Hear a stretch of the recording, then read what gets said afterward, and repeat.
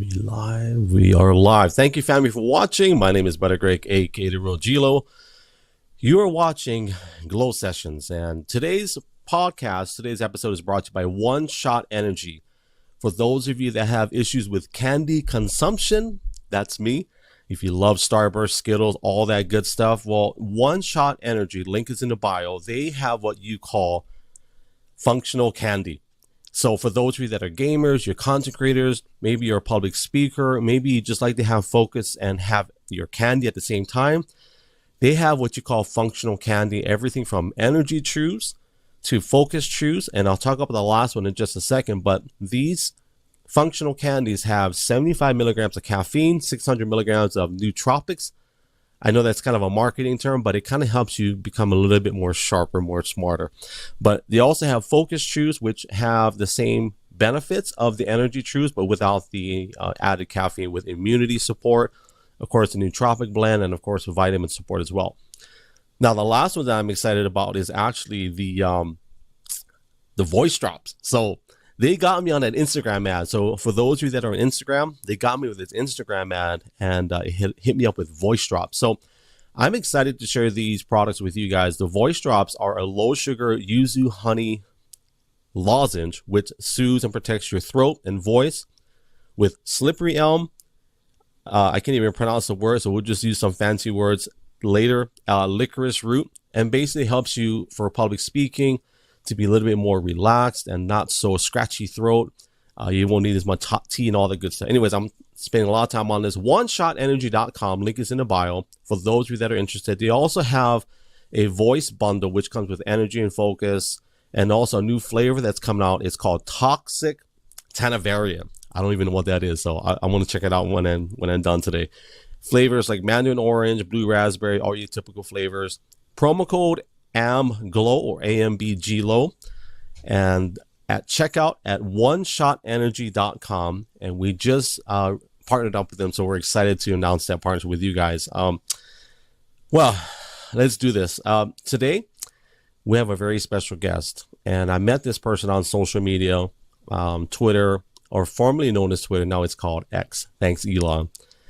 Dr. Christina Sta is a clinical psychologist. She's licensed in Iowa and California. She received her master's and doctorate degrees in clinical psychology from Azusa Pacific University in Southern California, and completed 2 bachelor's degrees in psychology and child development from California State University, Northridge. In 2019, they opened up their own small group practice called Holistic Resources Clinic, LLC, in Southeast Iowa.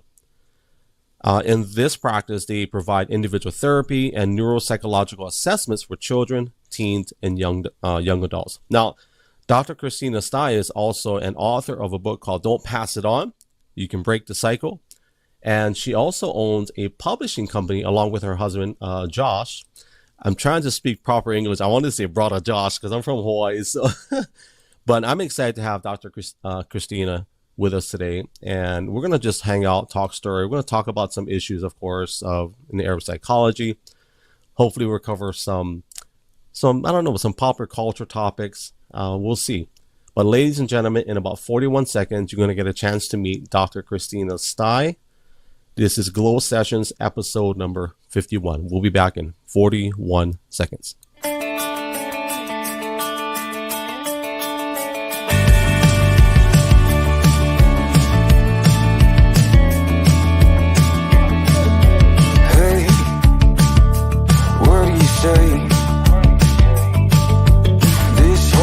Could be read by the end of the day.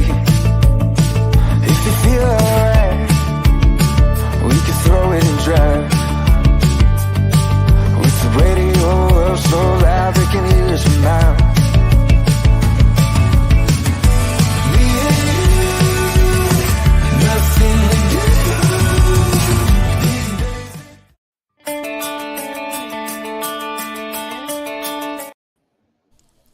Dr. Christina, thank you for joining us. Hello, it's so to be here. Hi, everybody. Man, I ran out of breath. Like, I'm just trying to run through that whole spiel. I just picked that company up the other day, and I'm running out of breath and we, I was talking about being nervous. Oh my gosh, I don't want to mess this up, man. No, But thank, you pronounced everything correctly. We have a very long name for our companies too, so it is a little bit of a I get out well, of even the email, I was like, oh my gosh, I think I misspelled the email because it's Holistic Resources yeah, Clinic. Holistic Resources Clinic, because just the holistic resources was taken. We tried for something shorter, but it did not work out. Well, thank you for doing this today. I really appreciate your time. And of course, Josh, who's in the background, he's going to be our hype man in the background. So, Josh, I see you. Thank you. Um, I'm going to start with the question. Well, you know what? Let's do this. I just had some questions. Well, first of all, Azusa Pacific University. I'm Yeah. like, wow. Like, what I looked them up. Like, you did your master's and your doctorate there? Yeah, so it was the master's you kind of get just along the way. They give it to you basically, I think, just to kind of motivate you to keep going, but it's considered a non-terminal degree. So it was a doctoral program, and just after 2 years in the program, they awarded us a master's. And so I got to ask this, like, bro, what the heck? Two bachelor's degree? How many years did it take you to do two bachelor's degrees? I did it in 4 years. I Wow. did, yeah. A lot of it was because, so my majors were, I went in with a major in psychology. And then my very first job, I actually worked at a daycare center on campus. So they had a daycare basically for students who had children, so that they could have their children be in daycare and they could still attend school. So it was really cool. And they were really trying to cater, I think, for like younger parents and things, just to try to make education more attainable for them. And so I worked in this daycare, and all of my coworkers there, they were all child development majors. And so they started talking to me about their classes and their program, and they essentially convinced me I didn't want to just drop my psychology major. So I just added the child development major after my first semester. But there's a lot of overlap between psychology and child development. So I was still able to, there were some classes I could double count for each major. And I went into college with some credits already just from high school. So I was still able to knock it out in 4 years.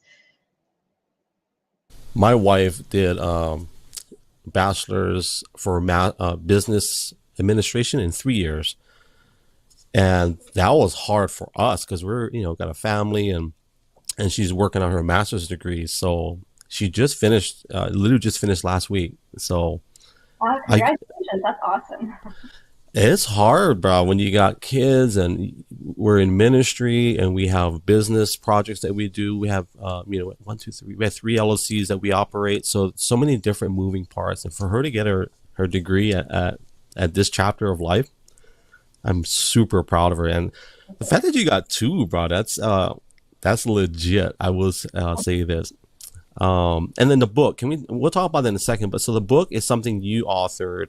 Mm-hmm. Don't pass it on. I read a little bit of it, and you can break the cycle. One thing that got my attention was the postpartum, because my wife went through that, the postpartum. What inspired you to write the book? Just out of curiosity, what inspired you to write it? Yeah, so the book is actually based off of my doctoral dissertation. So when you go through a doctoral program, you have to do a dissertation, and I opted to do what was called it was like a clinical application because I wanted like a final product at the end. So essentially what I did for my dissertation is I did a bunch of research around eating disorders. I was really interested, particularly in the mother-child relationship. So I did a lot of research around it, and then I created a sort of workbook to kind of navigate the role that mothers play in the development of eating disorders in their own children, and kind of, because it is a very, it's cyclical, and it does tend to go from generation to generation. So that was my dissertation. And then it took me a while because after my dissertation, I was just really burnt out on the topic because I had spent essentially like the last 5 years researching and working on it. And so I needed a little space from it. But then I did eventually go back and cleaned it up and added more to it. And then that was the book that I published. Okay, we'll talk about that and the publishing company maybe a little bit later on. But I gotta ask, because I looked it up. First of all, you guys have a beautiful office, by the way, and a beautiful YouTube channel. I love the quality of it. So, but Kelowna, what the heck is Kelowna, Iowa? Kelowna is a very small rural town. There's a pretty big Amish and Mennonite community here. It is the closest city to where I live is Iowa City. So some people know about Iowa City. The University of Iowa is there. The Hawkeyes got some credibility recently because Caitlin Clark from their yeah, that's right. Yeah, so we're just south of Iowa City. So funny you say that because I've been watching a lot of videos on Caitlin Clark, and bruh, she is legit. I think they played. Is it Iowa State? Is that the name of the college? Or Iowa? What's the name of the college she graduated? She is from the University of Iowa. University. Mm-hmm. They played in front of like 70,000 people. This one game, it was unbelievable, and it was outdoors somewhere. I can't remember where it was, but yeah, Caitlin Clark is legit, bro. I will say. So you're in Amish. Is that considered like Amish country or in that region? Yeah, it's pretty rural, pretty agricultural. Yeah. Well, I got Amish make the best butter. I'm just saying. I got Amish butter in my refrigerator. It's this big butter roll. I'm not sure if you ever seen it. I think they sell it at Safe. Yeah, they're awesome. Yeah. You ever thought of ditching that technology and just like, hey, I'm gonna get a horse and buggy? You guys ever thought of it? I've been tempted many times. Yes. It would probably not be too difficult to do here.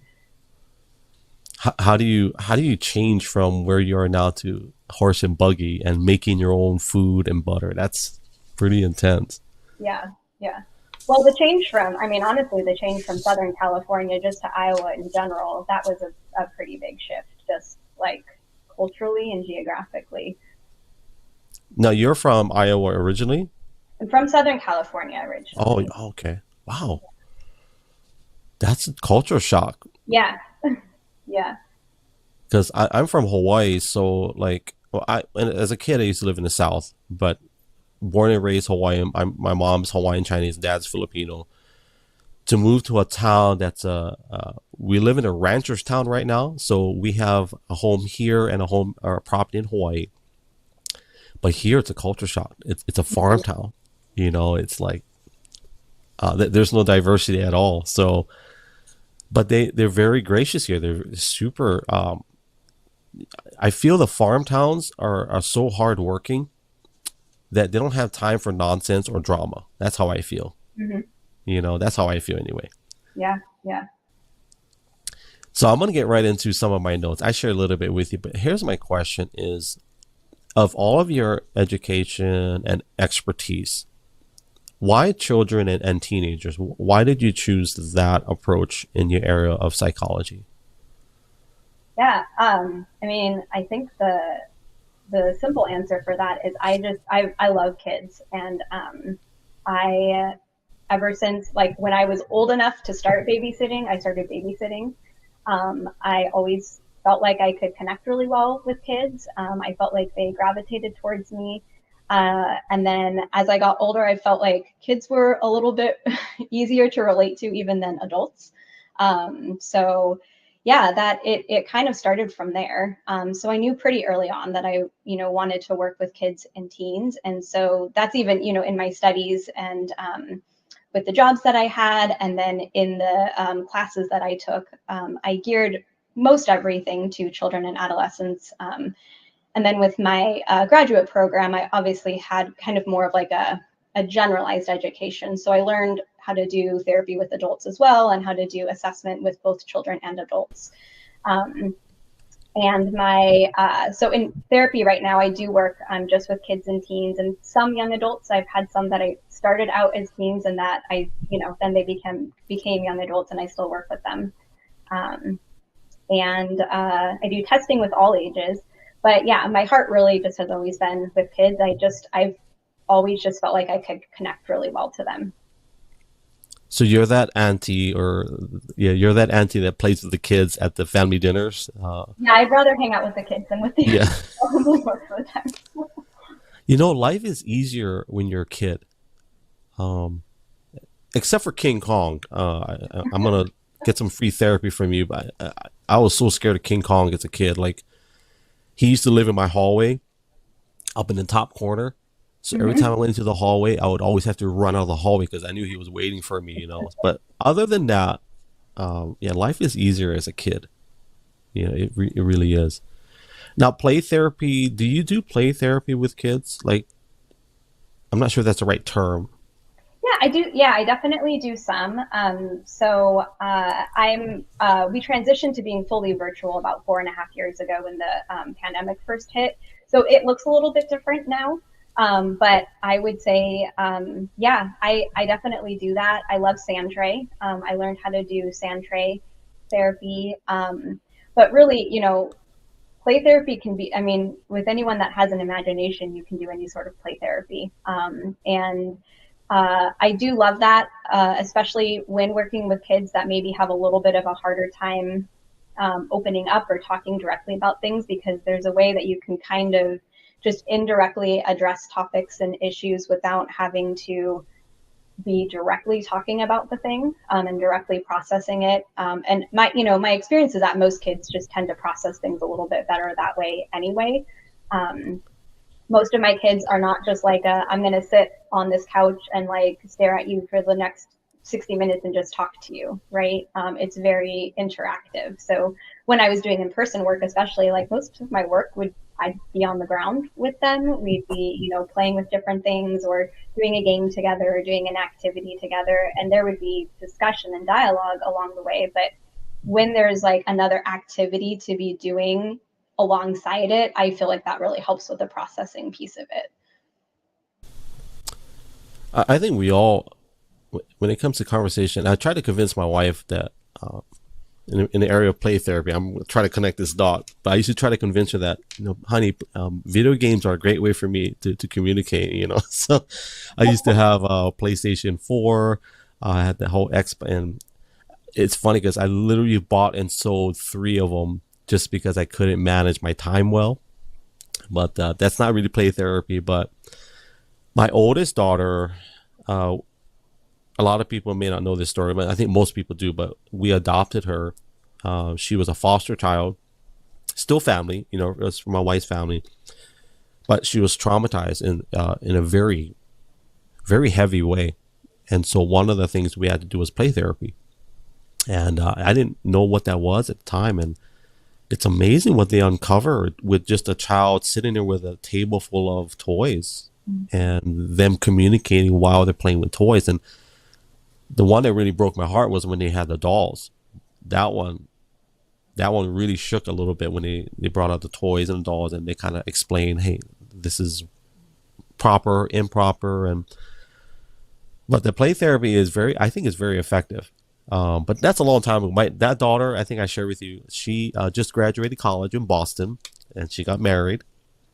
So through all of that trauma and things she's been through as a baby, yeah, she's full on graduate and she's doing well. So play therapy is legit. That is awesome. Yeah, I worked in the foster care system for 3 years. That's where I did my my internship, and my postdoc fellowship was in in Southern California, I don't know if you're familiar with the Camarillo area, but there's it's an emergency shelter. So it's a shelter for foster care youth. So I worked there for 3 years. So yeah, that's probably the hardest job that I've ever had, but I met like the strongest, bravest kids out of that. Did you ever, especially in a foster program, did you ever feel like or fantasize about, you know what, I'm going to change my clothes at nighttime. I'm going to become a vigilante superhero and protect these kids, you know? It's a joke, but I asked Dr. John the same. I don't know if you know who Dr. John is. He's a clinical psychologist, and we talked about that as well, where all the things we see, even as parents, or even what you do. But how do you navigate through so you did 3 years of working in a foster program? Yeah, I did. That's a long time. Mm-hmm. Yeah. A lot of kids too. Wow. Yeah, it was a lot. I mean, yeah, it was a lot emotionally and mentally. It was definitely my biggest learning experience. I think it made me really prepared for the work that I do, because I had some of the hardest cases there.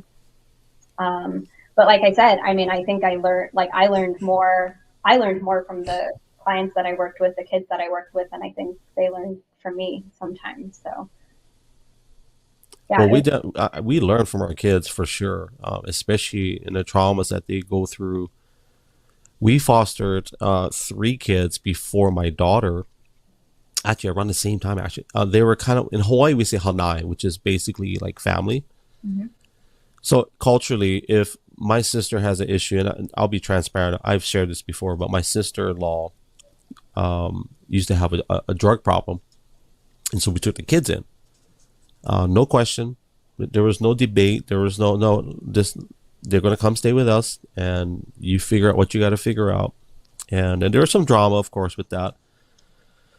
But to see kids go through that, and now that they're all graduated and older now, I'm glad we took them in. I'm glad that we disciplined them as they were our own children.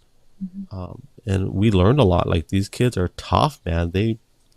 Different breed, different fabric, So with what you're doing now, you're not hybrid at the time. You're mostly remote right now. Is that the type of practice you are now?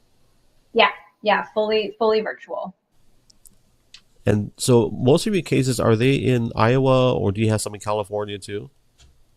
No, they're all in Iowa. So I did originally get licensed in California. My license is in inactive status, so I'm still licensed because I worked really hard for that licensure. It's really hard to get licensed in California, so I'm really proud of it. I don't want to let it go, even though I don't know if I ever will practice again in California, but I want to hold on to the license. But all my active license is in Iowa, so all of my clients are Iowa residents. But having it be over a telehealth format means, I can see people from all over the state. So I have people from literally all over the state, which is really cool. It's provided a level of just like accessibility that a lot of, especially in more of the rural locations, because there's a lot of rural areas in Iowa. And, to have to drive, hours to like some of the big cities, whether that be, Iowa City or Des Moines, that's just not feasible for a lot of people. So with telehealth as an option now, I would say that there's just so many more people within the state that have access to mental health services that didn't before. Well, we can thank COVID for speeding that process up. That would be one of the silver linings for COVID was that it really kind of propelled this telehealth format, because it was like kind of available before, but not very many people used it, and you had to use a very specific platform, and it was really cumbersome. So yeah, and now, there's state laws in place now too. So it just, as far as like insurance coverage and compensation for services and things like that, it's treated equally, whether you're telehealth or in person. That was a question I was going to ask, because I know physicians don't do things for money, but you've got to pay bills too, right? So I guess that process should be streamlined by now, right? With the whole not having to worry about the financials, right? I'll share this side story. My uncle is a dentist. He's been a dentist for 40 years. And the last time I saw him, I said, "Uncle, why don't you just retire?" And he says, "I cannot, because I just bought a new machine." So the thing with doctors and people that have their own practices, I don't think he had to buy the new machine, but he just wanted to buy this new, and the new machine was like $3 million or some crazy dollar amount. Mm-hmm. So of course he's going to keep working to pay it off, and but he does it because he loves it, Is this something you think you're going to do for the next 30 years, or is there other interesting things that you might shift into and migrate to? Yeah, I love what I do, and I think I would say like I have kind of a good diversity with what I do now, because I do some individual therapy, but I also do testing. I do psych and neuropsych testing, so I can do testing for ADHD, autism, learning disabilities, things like that. And so that gives me like a pretty good variety. I would say I have probably about a 50-50 split right now between therapy and testing clients. But yeah, there are other things that I love doing. I mean, I am a writer. I do enjoy writing. My book was definitely a labor of love.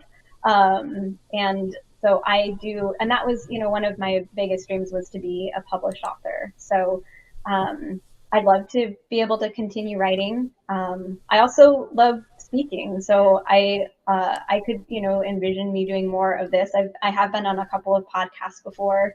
I do enjoy public speaking, so I could see that doing some teaching for like continuing education units, or maybe teaching some classes, being like a guest professor or something like that. So I think, that's the thing that's to me really cool about the field of psychology, and why I was so drawn to it is there's so much diversity in what you can do with the degree. So I love what I'm doing now. I don't feel like I'm not tired of it. I don't feel like a strong urge to do something totally different. But I would say, ideally, I'd like to bring on a couple of other clinicians into our practice and have them, because there's a huge influx. There's a big need for therapists where I am. And so I'd love to be able to bring on a couple of other clinicians, fill them up, and then I might have a little bit more time to do some of the extras, like the writing and the public speaking and things like that. I did see the sign-on bonus on your website. So yeah. We are actively searching. Yeah. That's cool, because that town is not that big, right? But yet you guys have a lot of clients or overflow. Are you having to turn people away? Is that one of the reasons? Yeah. I mean, I would say so in the town that I'm located in, I don't necessarily get a ton of referrals specifically from that town, but from the cities surrounding it, there's definitely a big influx. I have just started turning therapy clients away, mainly because testing is such a big need here as well. And there's most of the other, well, first of all, there's not a lot of people who do testing in the state. Testing can really only be done by psychologists. And I didn't know this before I moved here, but there aren't that many psychologists in Iowa. So, and then even with all of the psychologists, not all of them do testing. So there are places right now that have a wait list out, a year and a half, 2 years. And I am really kind of trying to help that need and help so that people aren't having to wait as long for the assessment. So I started turning therapy clients away so I can accommodate more of the testing. But I would say that most of my colleagues that I know in the area, they're booked up as well, and there's still a need. So yes, we need more therapists just in general in the state. You were talking about, well, we were talking about COVID, and I get these ads that are telling me to go get therapy because I can get off my phone, or you can pick or select your therapist. I feel like there is an influx of more people, and I know I'm jumping the gun on one of my subjects, but I feel like I'm getting hit with these apps where, hey, get paired up with a therapist today, and it's easier today than, let's say, 3 years ago to get services. And I don't know if I'm hitting the right point here, but I feel like there's more accessibility. Maybe people aren't working as much. They're working from home, so they have more time to be consumed or absorbed by these things. And when I get hit up with an ad, yeah, maybe I do need therapy. Maybe I should go get some counseling of some sorts. I wanted to cover this part, is the neurodivergent topic. I don't think I was, but my dad said that I didn't talk until I was 5. That's what my dad said. I didn't say my first. So they thought maybe something was wrong with me. Maybe I was autistic, but I've never been tested or anything to that effect. And people always say, this is a really bad joke, but people always tell my dad, wow, that's a miracle that your son started talking. And so my dad always says, well, I'm still waiting for the miracle. And they always say, well, what miracle is that? My dad is like, I'm waiting for the miracle for him to just shut up because he won't stop talking. So can we talk about the neurodivergent topic? Because I've never heard of that term until maybe the past 5-6 years.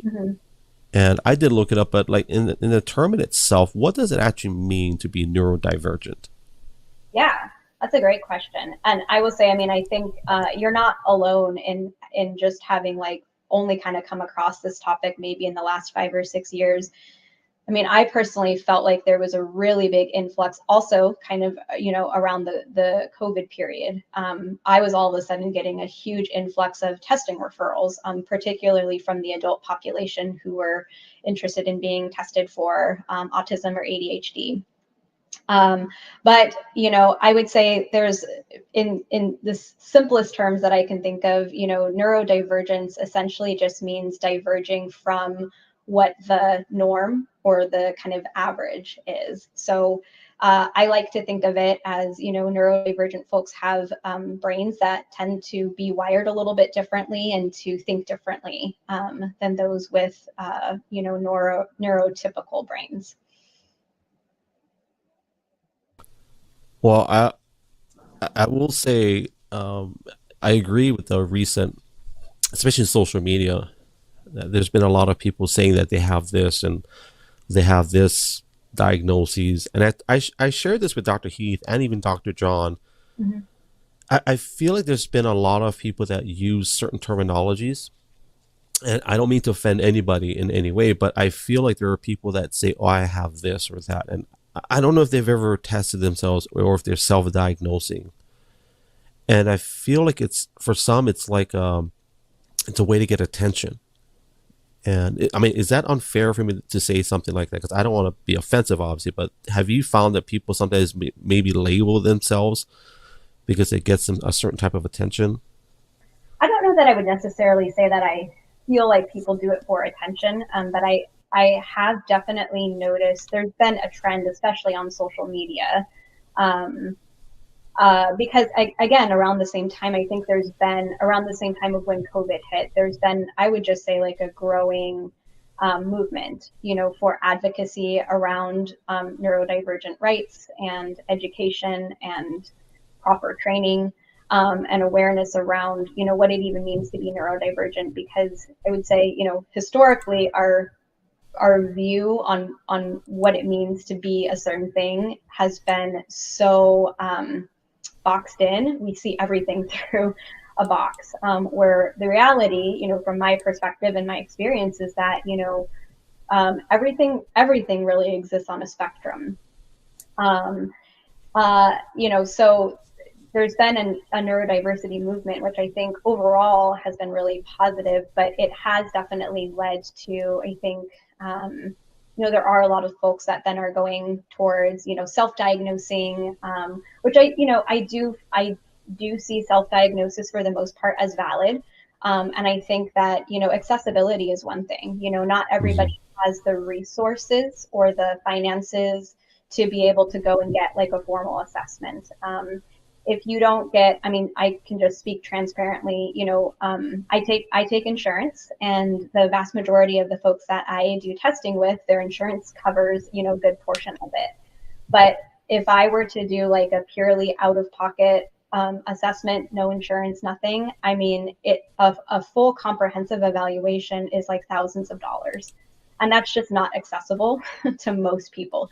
Some people it is. And I have had people who even intentionally will go private pay because they just don't want insurance involved. And that's, I guess, another story. But But I think like accessibility is one thing. So for those who don't necessarily have the resources or the ability to be able to go get a formal assessment, I don't think it's inappropriate to do research and to, kind of be doing some of that self-exploration.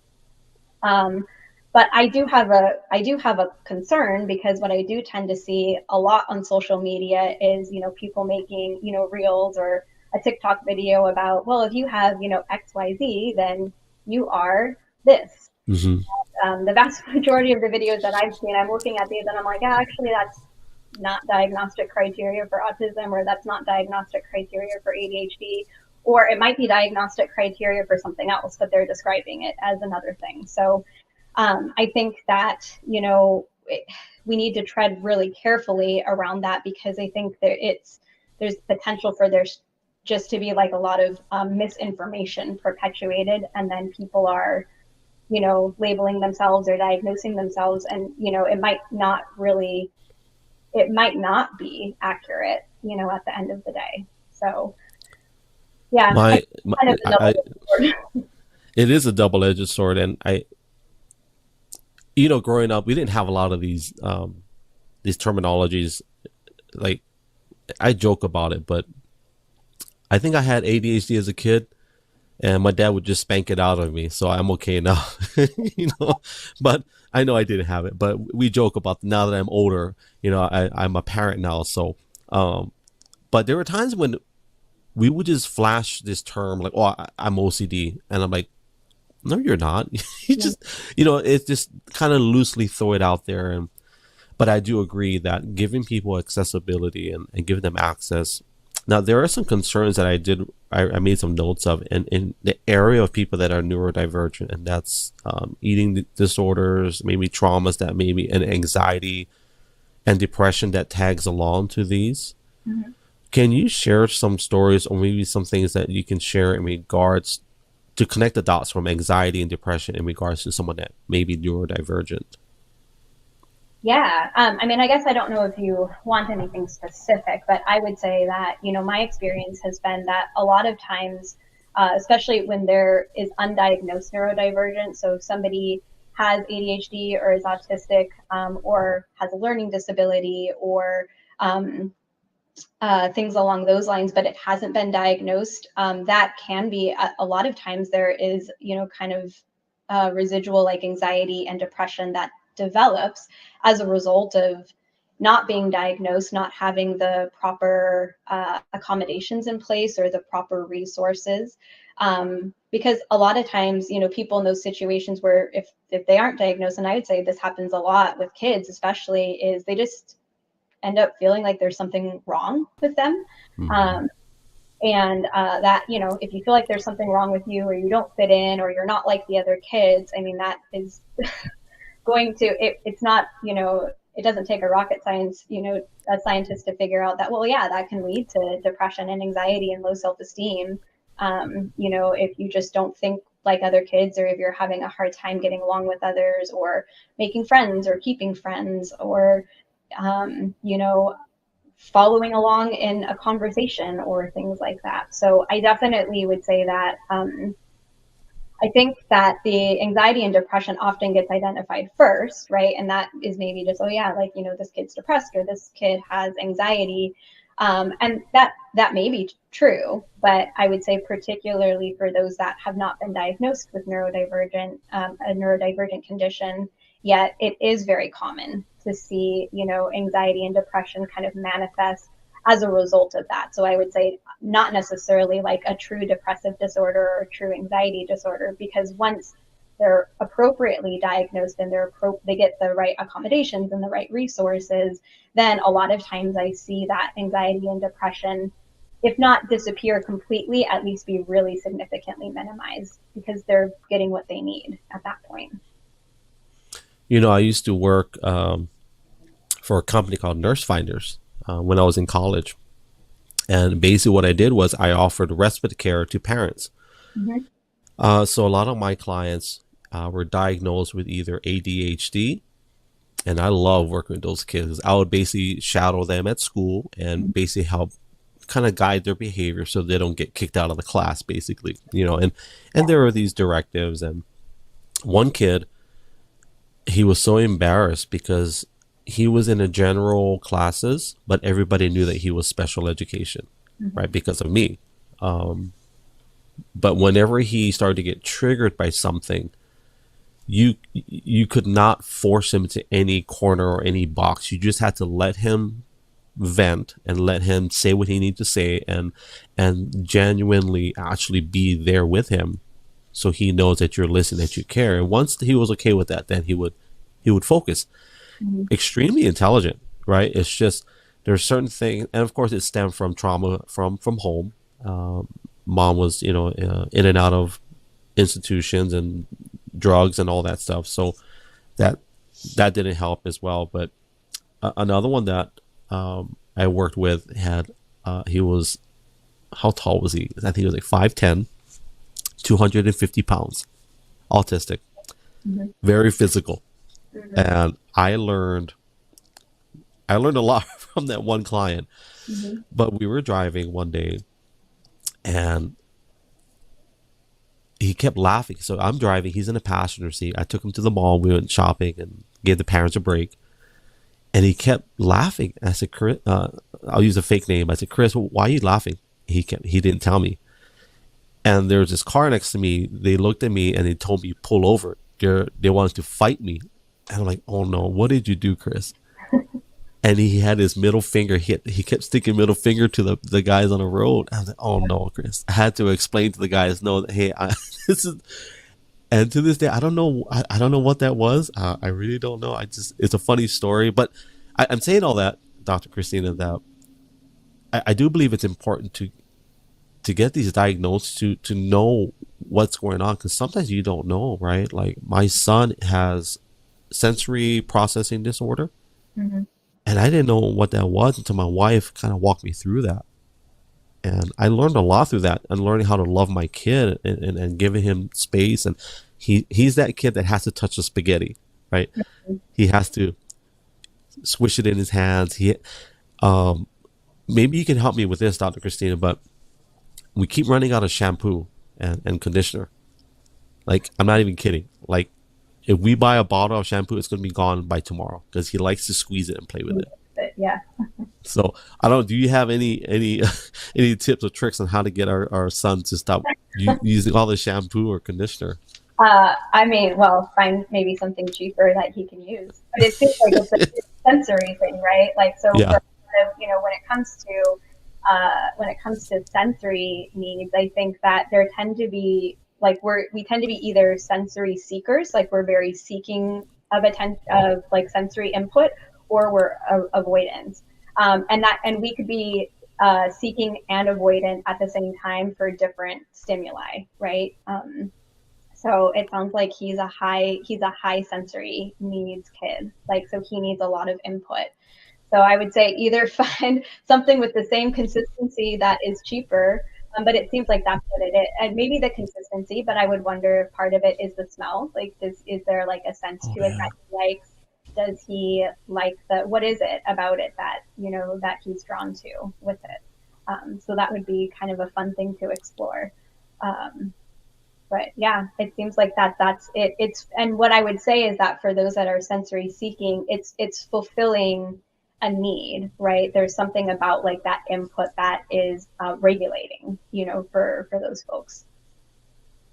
Do you think that's something he's going to have throughout life, like Well, as an adult? So I would say any type of neurodivergence, I mean, we're really talking about, it's the way that your brain is wired, right? So it's not something that like gets cured or that goes away. I would say that it can manifest in varying degrees, right? We don't necessarily manifest with like the same like level of presentation from childhood into adulthood. And a lot of that, I think, just, as we grow up and get older, we learn more regulation skills, right? So and then like our executive functioning kind of comes online as we get a little bit older too, and especially like I'm going to get a little nerdy and scientific with the brain, but our prefrontal cortex is the very last part of your brain to develop, and that is the part of your brain that is in charge of like problem solving and strategizing, and really working through some of the regulations. So that part of your brain isn't fully developed until you're around 25. I've seen some studies now showing that it's even maybe upwards around 27 by the time that part of your brain is fully developed. So like the problem solving, like common sense, judgment, all of that is tied up in the prefrontal cortex. So that part of your brain, when that comes more online, then the regulation tends to get a little bit better. But if we're talking about the way that the kind of root of how your brain is wired doesn't really ever change. I'll make the argument that there are some guys in their late 40s that still haven't fully matured. So of their prefrontal cortex. Yeah, I think they put it on pause. But since you're getting all geeky and nerdy, I'm a huge fan of Dr. Carolyn Leaf. I really enjoy her discussions, and I know she's a little bit different field, but the whole science of the brain. Mm-hmm. So people that, if their brain is wired a certain way, like how we're talking about, what type of, I'm trying to find the right words, but in terms of growth, let's say I'm 55 years old and let's say I have autism. Is there something in the brain, like when they mature, like for example, I guess what I'm getting at is my son going to be wasting shampoo bottles when he's 47 years old? You know what I mean? Mm-hmm. Well, probably not. But I would say what the reason why he wouldn't be isn't because that sensory need necessarily goes away, but because he finds something else that can fulfill that need, right? Mm-hmm. So when it becomes his finances, if he's like, man, like I don't want to spend all of this money on shampoo, he might find something else, right? But I would say typically like the sensory, and that being said, I mean, I will say sensory needs do change, so that's not to say that he's always going to have that like same level of sensory needs. Yeah, I mean, I would say that as we get older, we tend to find ways of maybe different ways of doing things. If it's something that, that we need to make some sort of adjustment to for any reason. But I think like our basic sensory needs, while they can shift, I would say for the most part tend to stay relatively stable over time, barring like, I would say when we're under states of like stress, then like our sensory profile can change. It tends to become more heightened when, there's like a trauma or a stressor or things like that. So that's where I think you can see some regulations, not regulations, but there can be some ebbs and flows in like how we even like perceive things and in our sensory environment. So, as a kid, I'm a product of the 80s or 70s, whatever. I was born in the 70s, but product of the 80s, if that makes sense. Mm-hmm. But our thinking back then was, and I'm going to use this not as me, that's not my level of thinking, but these are the terminologies that I used to use as a kid, that people that were neurodivergent, we would consider them mentally, we would use the word mentally retarded, or we would use that term. And it was obviously very mean and unfair, but that was the terminology back then. That's all we knew. And we were taught that, that they were not able to function, or once they're out of school, like they're not beneficial to society. But I shared this with my last podcast with Dr. John about Daryl Hannah. Mm-hmm. Do you know who Daryl Hannah is, the actress? I looked her up after I watched. Yeah. After I watched that podcast episode. Yeah.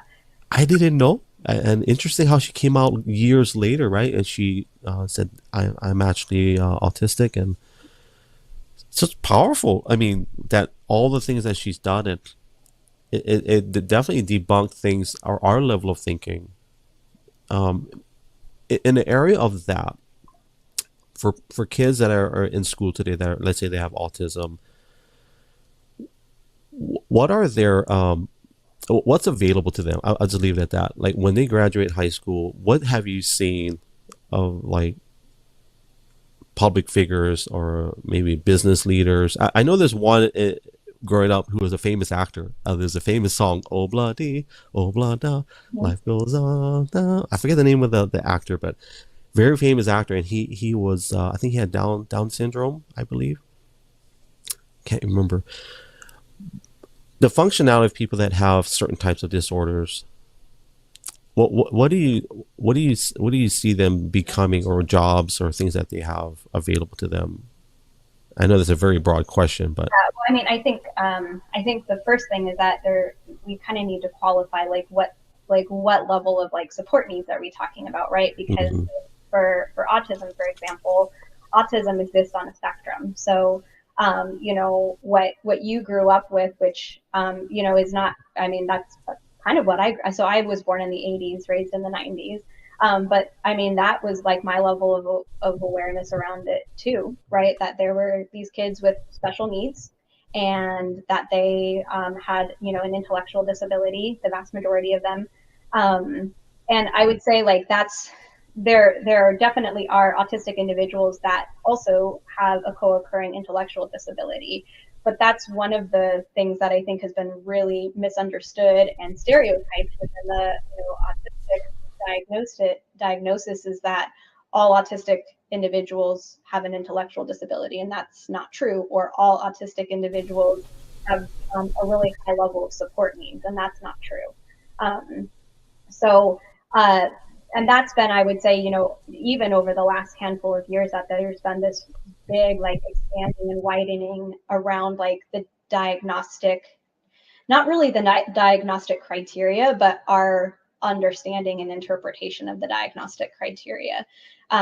Because there are a large subset of, just to take autism, for example, there's a large subset of autistic individuals that are very highly intelligent, that have very low support needs. So in terms of, you know, needing additional kind of support or resources or accommodations, not everybody needs accommodations. There is, you know, is a large number of individuals that live independently, work independently, have their own families, have their own house, have, you know, so I think we really need to kind of qualify, you know, and distinguish between like what level of support needs are we talking about.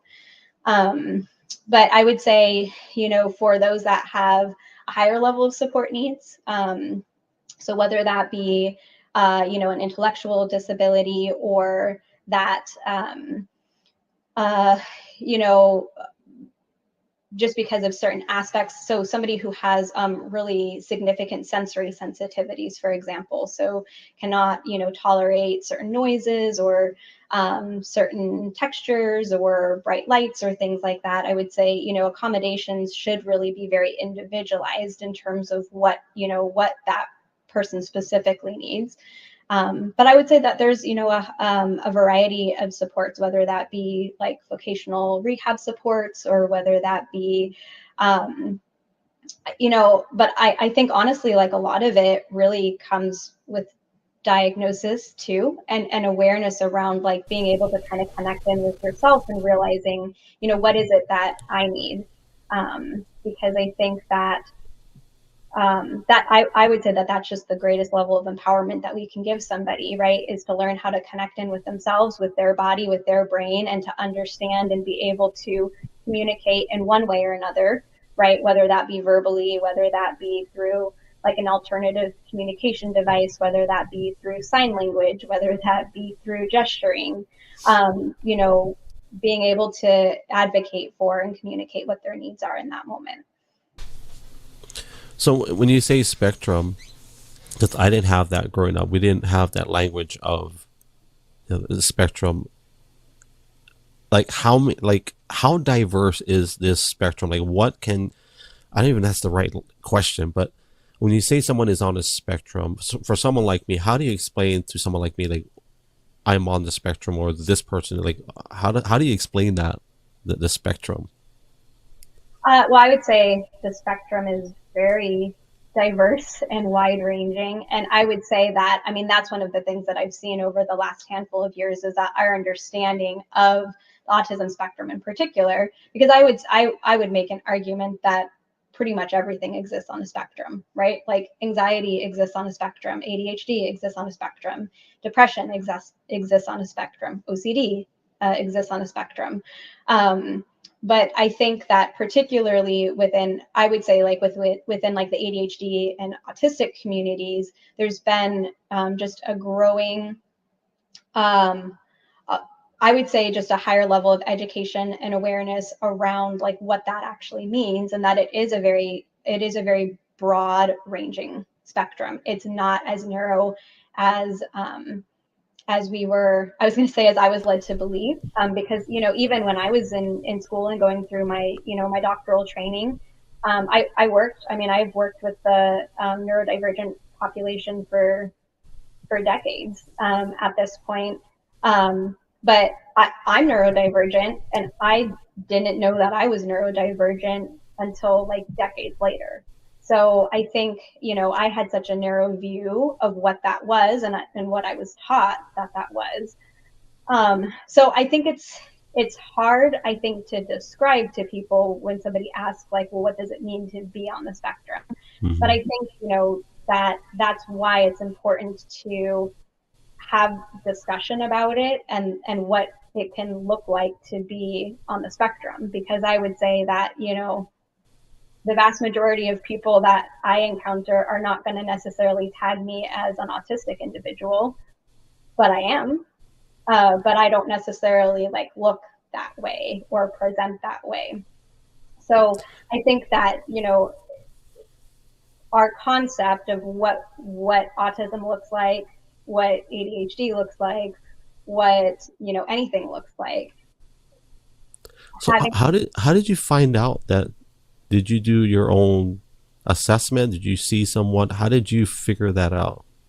Well, I essentially self-diagnosed, which I felt that's what I do for a living is I test people for ADHD and autism. So first of all, I mean, I have resources available to me that not everybody else has.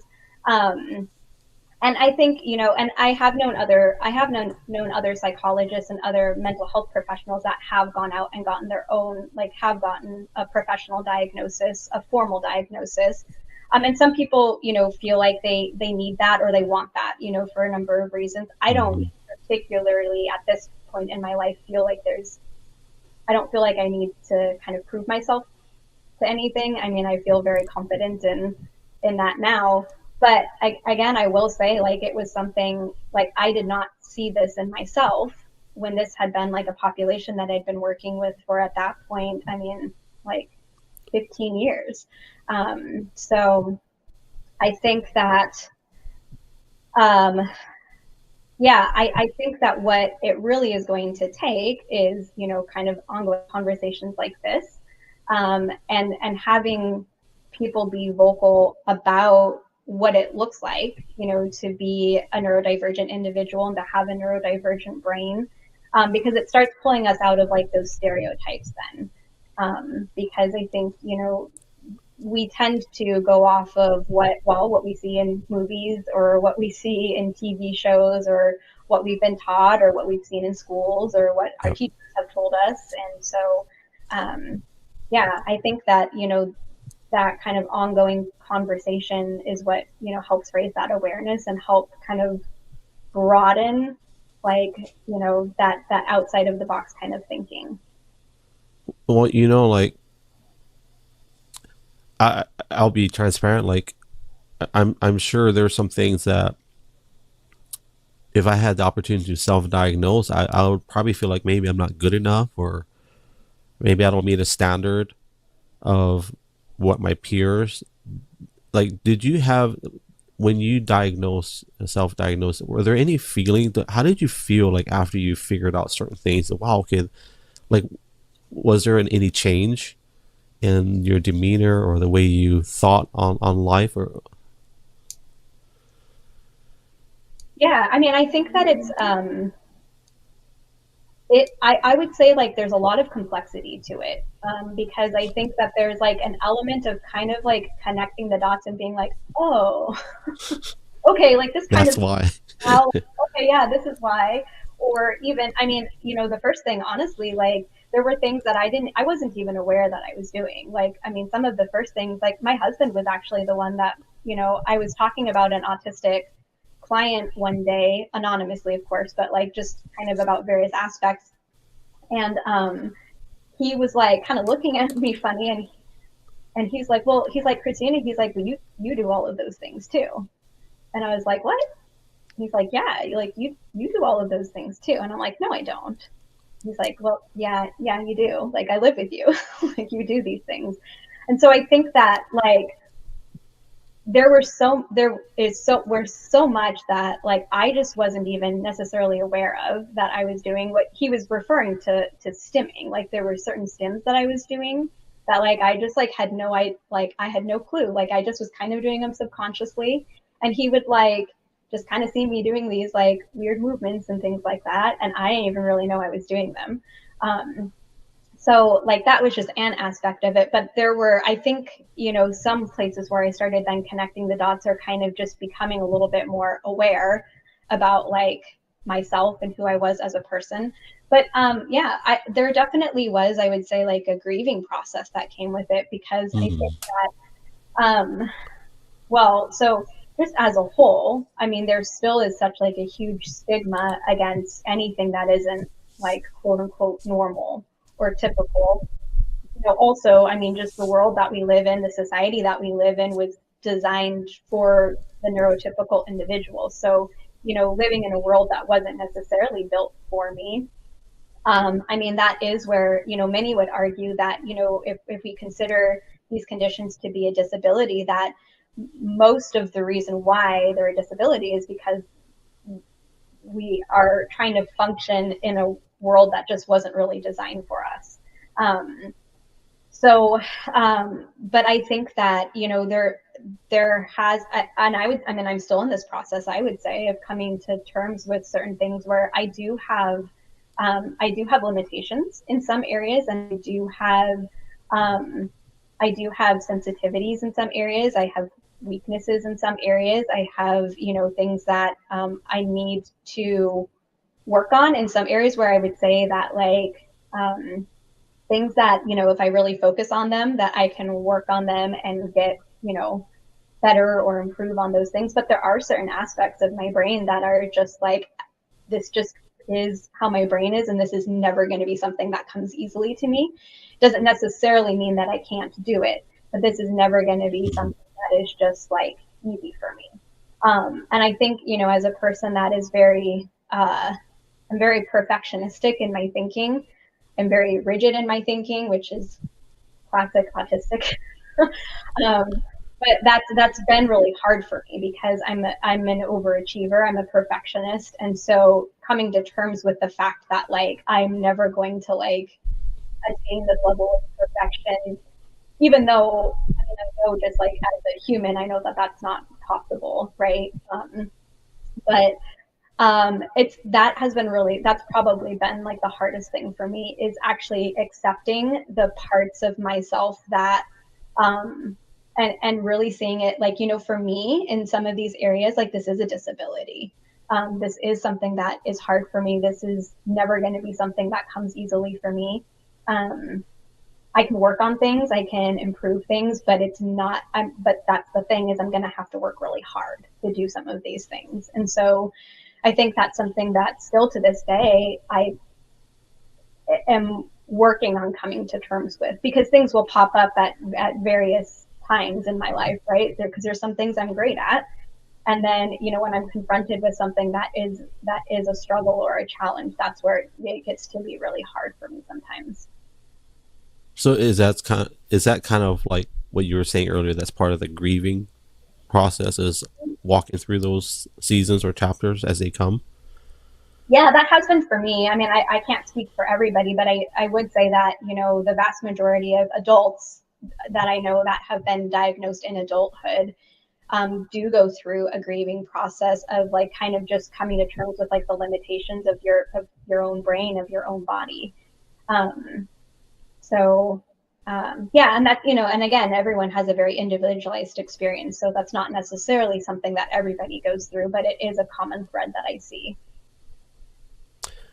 Have you ever do you use the term neuroplasticity a lot? Is that something you're familiar with in terms of?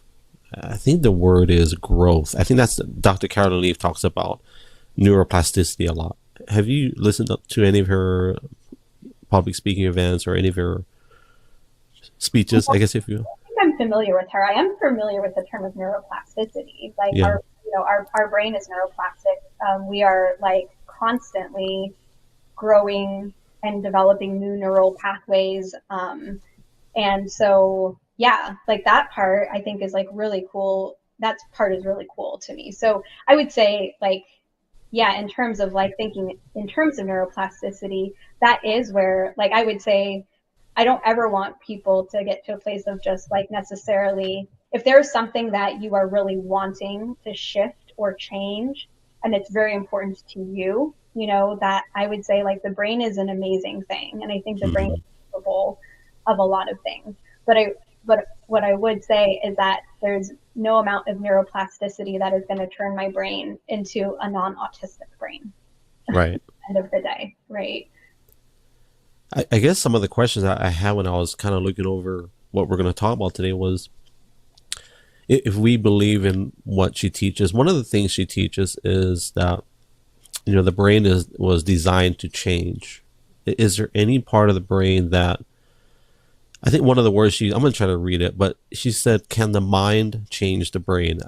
I'm sure that's a catchphrase, but can the mind can the mind change the brain, and can the mind influence the brain?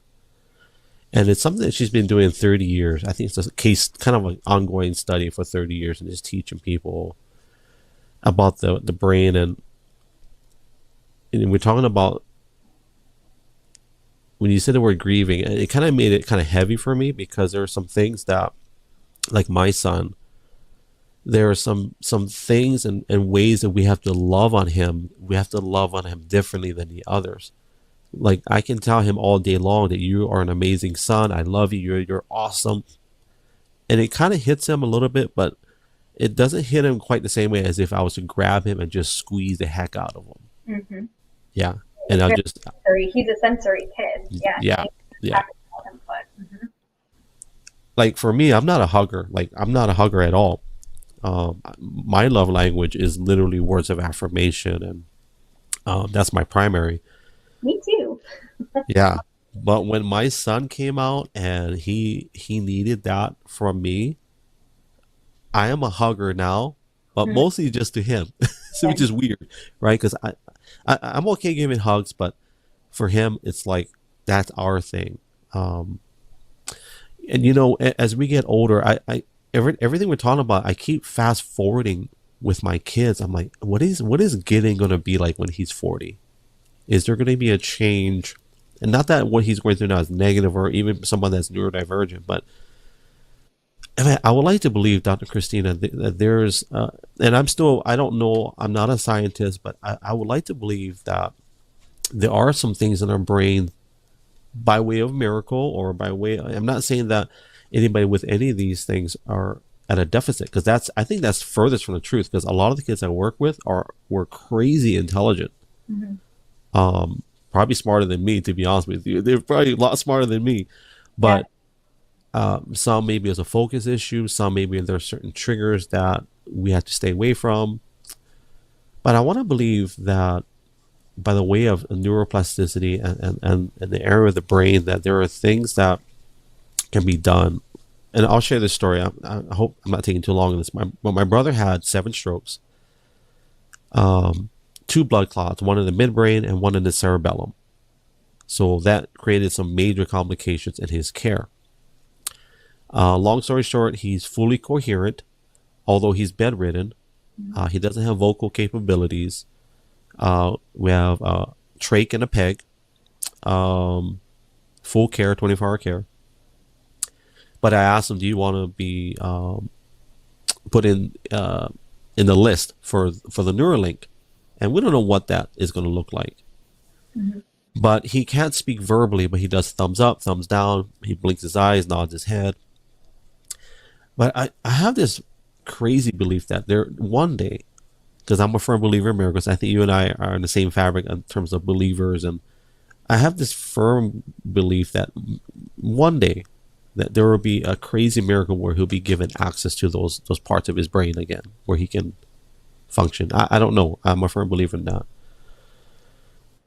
But have you seen any miracles? And I know we're shifting a little bit away from the neurodivergent, but have you seen any miracles in respect of, maybe you've done some treatment with children or teenagers where there's just some major breakthroughs in their life through your therapy or anything? Have you witnessed anything like that, where just radical miracles in your practice? That's a good question. I don't know that I have seen what I would necessarily consider to be radical miracles in the therapy that I've done. Though I have seen some really significant, I've seen some significant shifts in people. I would say probably like the most impactful experience that I had was working. I had mentioned, working at the foster care shelter. And I'm thinking of one client in particular who had gone through just some really, just like really horrific abuse that I don't even like. There's a term called vicarious trauma that a lot of therapists are very familiar with, where essentially like, you kind of take on the trauma that another person has gone through. And that's something that, a lot of mental health professionals are subject to, because we spend a lot of time listening to other people's problems and listening to their stories and things like that. So when I was working in this shelter, that was definitely the most intense job that I've ever had, because I was working with kids that had gone through really, some kids that had gone through really horrific periods of abuse. And this one client, a little girl, had every form of abuse, physical, sexual, mental, had been neglected, just all kinds of things, had exposure to drugs and violence and all of these things, and came into the shelter at the age of 5 years old, having lived through all of these experiences that I had never experienced personally in my lifetime, in my mid-20s then at that point. And, and I think like trauma impacts everybody in a different way. With a lot of the kids that I worked with, it really resulted in a very significant insecure attachment to people, and a lot of mistrust of people, because understandably, the people that are supposed to protect you are not protecting you. There's everything, there's no order, there's no routine, there's no schedule, everything is chaotic. You're not safe in any situation, you're being violated in various ways. And so, a lot of kids would come into the shelter with a diagnosis of what was called reactive attachment disorder, essentially saying these kids, not that it was necessarily impossible for them to attach to other people, but that there had just been so much trauma that they just couldn't, or, really, really struggled with that. And this client in particular, and I had this with a couple of clients, this client was at our shelter for a very long time, because of her behavior. And, when you're trying to, the shelter was trying to connect kids to foster homes, essentially, was what we were looking for. And whether that be, can we find an extended family member that they can live with? That was always plan A, would be to connect them with somebody in their family. But, in this case, that was really difficult to find, because there was a lot of just crime and abuse within this little girl's family. But then, as a result of everything, had a lot of really significant behavioral and regulation difficulties. And so this was not an easy child to work with, and could get violent and, destructive, and, there's not necessarily like a lot of foster homes that are just like lining up for that. So I worked with her for a very long time. I think she was in the shelter for about 1.5 years, which is that's a very long period of time. That's a long time. Yeah. So, but we developed a really good relationship, and she was able to, I would like to believe, grow to trust me, and we were able to process through some of the experiences that she had gone through. And eventually we were able to connect her with an aunt, a blood relative, biological aunt that was outside and out of contact with the rest of the family that was, had their legal issues. And she ended up being able to go and live with this aunt. And I, once they leave the shelter, I don't really know what happens to them from there. But I just saw such a tremendous growth in her, and in her, the way that by the time she left, she was not aggressive, she was not violent, she was able to connect in with her body and talk about her feelings. She was affectionate with me and with others around her, where she had been very much not that way before. So I would say, I would consider that a miracle, but it was like 1.5 years miracle, right? It wasn't something that just like happened overnight. And I would say truthfully that, the miracle really, like, I didn't feel like there was anything that I did that was super special, other than I was just a consistent figure for her. But she had to be the one to work through all of that. And she had to come, find that regulation in her body and be able to, find herself able to connect and attach to somebody at 5 years old. And she was able to do that. So I'd like to believe that the rest of, her life from there has been pretty good. I mean, I don't know for sure, but, that's my hope and prayer for her.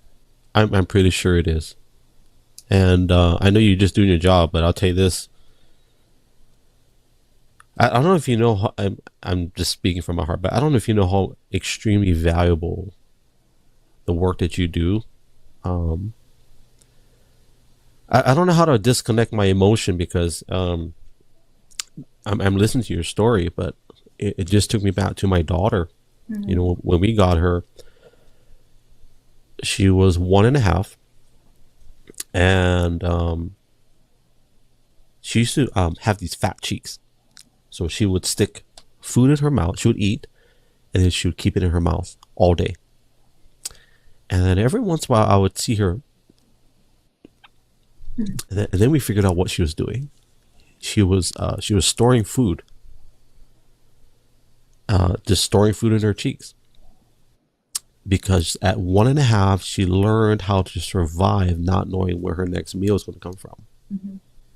And it took a lot of therapy to get her to understand, no, you're going to get food. Don't worry, just eat it. And that was all made possible through, obviously, therapy, play therapy, the work that you do. And it's powerful. Like, at 5 years old, and it's funny, not funny, wrong choice of words. The traumatizing thing is that the older they get, it's harder to get them placement. Mm-hmm. Yeah. A lot, very hard.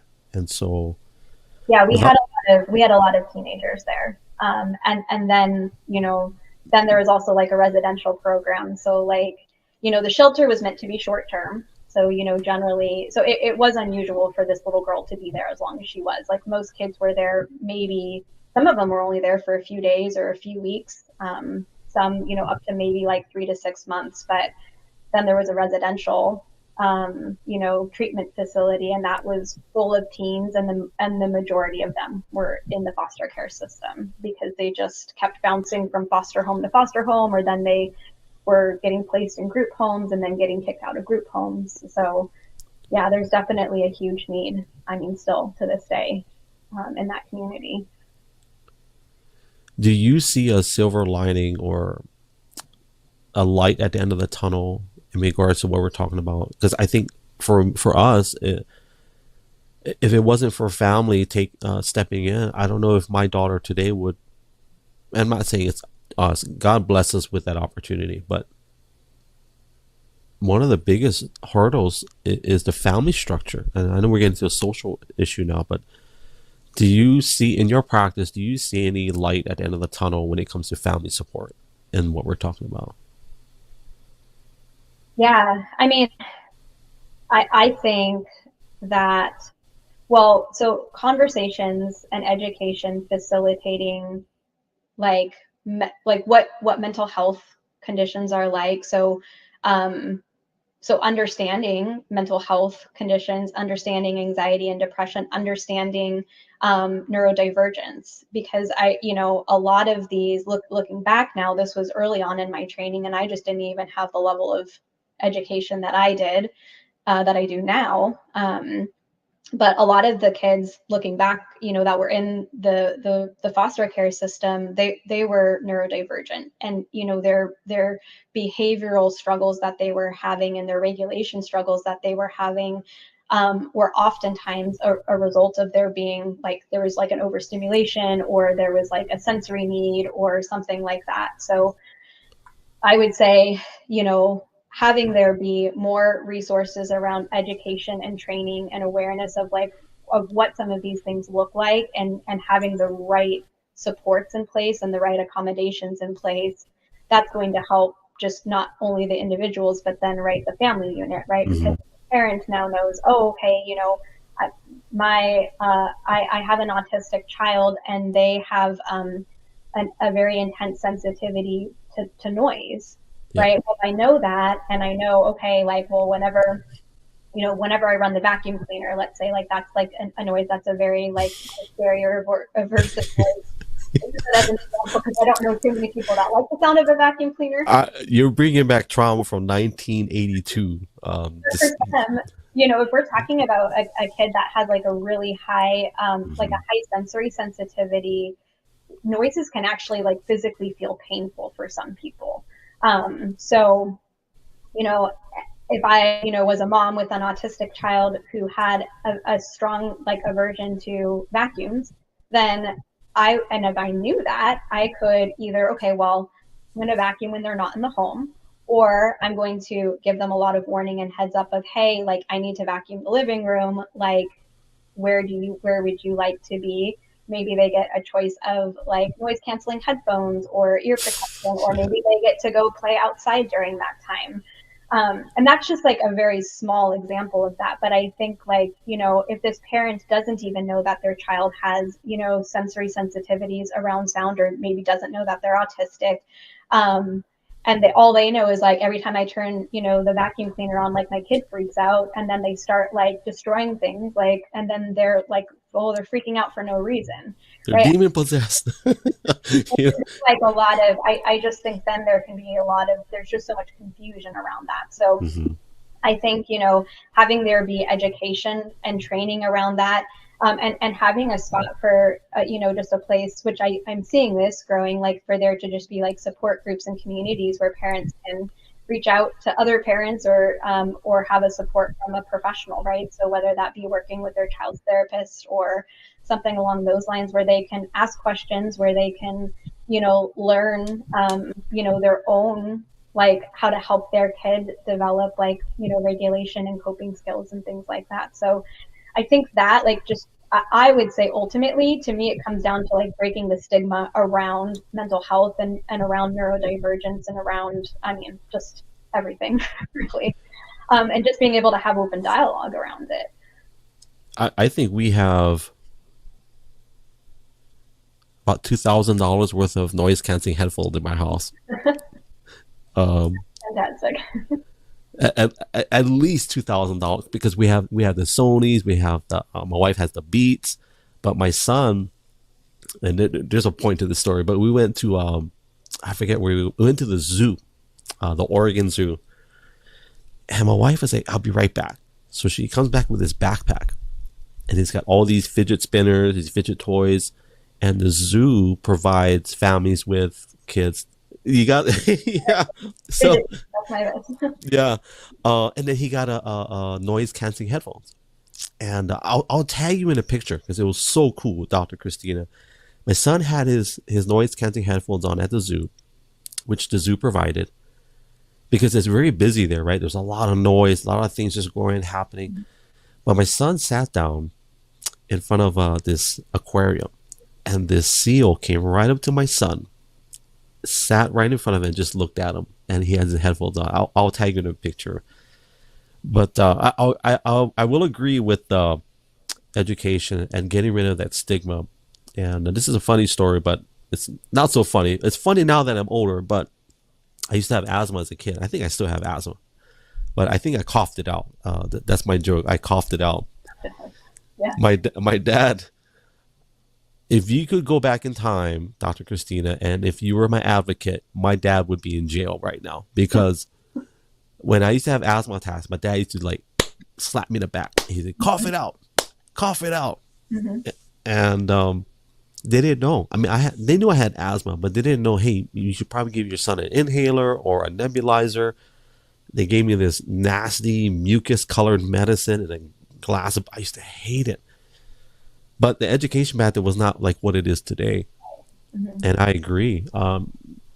Getting the resources, right, and letting people know, obviously the stigma. I think I kind of approached that in the beginning where, you know, I said some terms that I was using as a kid because that's what we were taught, and whether it was wrong, bad, obviously it's bad today. Now, are there resources that you would recommend anybody, like a website or something they can go to, like get information or connect with people, Facebook groups, or I don't know, X or Twitter groups? Is there anything that, off the top of your mind, that you can recommend people to educate themselves, if you will? You know, I don't know that I have anything that comes like super specific, like right to the top of my mind, but I will say that I mean, the internet is a vast place, right? So I would say that, especially now with so many people being connected on various aspects of social media, that there's a lot that is out there. Now, I think that, you know, anybody can create content, right? So I think that when it comes to, I think we need to be very selective and, you know, around what we take as truth, and what we adopt as, you know, and taking in like the right kind of information. But, you know, I would say, and this may be, I would say, state specific. So I'm in the United States, I'm in the Midwest, and I think there's different state resources and things like that.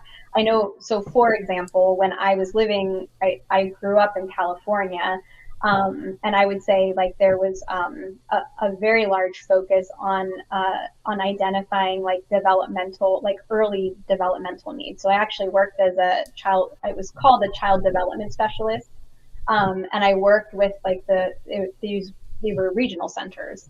So being able to identify like early delays. So like if there was like a speech delay or a fine motor skills delay or a gross motor skills delay, these kids, babies, from like the age of 0 to 3 were given services free of charge. They were state funded, physical therapy, occupational therapy, speech therapy. And that was great. There was a really large emphasis on that. So I would say for kids, especially young kids, you know, that there may be some of that available in the States. To be honest, I don't really think that there's that level of accessibility here in Iowa. I haven't. It's at least not, if there are some services, but it's definitely not as well known or widespread as what I experienced in Southern California. But I would say the entry point where a lot of people start out is like with their, like if I'm thinking kids specifically, things will generally start out like with your pediatrician, right? Like a parent. Mm-hmm. Generally, if there's a concern that they have, they're generally going to first bring that to like a pediatrician. So I would say, you know, to me, like, so as a psychologist, I would love for there to be a lot more cohesion between like the medical community and like the mental health community. because there's this, for whatever reason, we have decided that it's appropriate to separate like our body from our brain and our emotions. And that just does not make sense to me, because everything all works and functions together, and they influence each other and impact each other.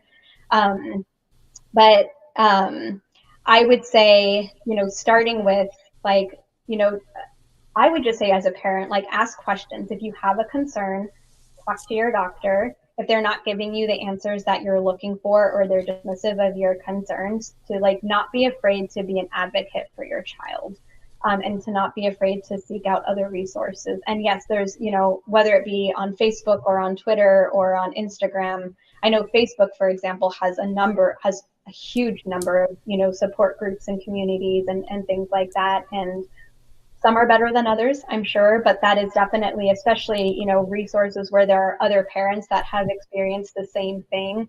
I think that can be a great way, to kind of find some support, and resources, and finding things, you're not having to reinvent the wheel. If other parents have gone through something similar with their kids and they found some answers. So that was kind of a long trailing. My wife put up something to kind of help us along. She said Easter seals. That's what we did with our son, and they offered resources for helping families identify and get resources that they would need. So yeah, so she agreed. Pediatrician is a good place to start. That's probably a no-brainer.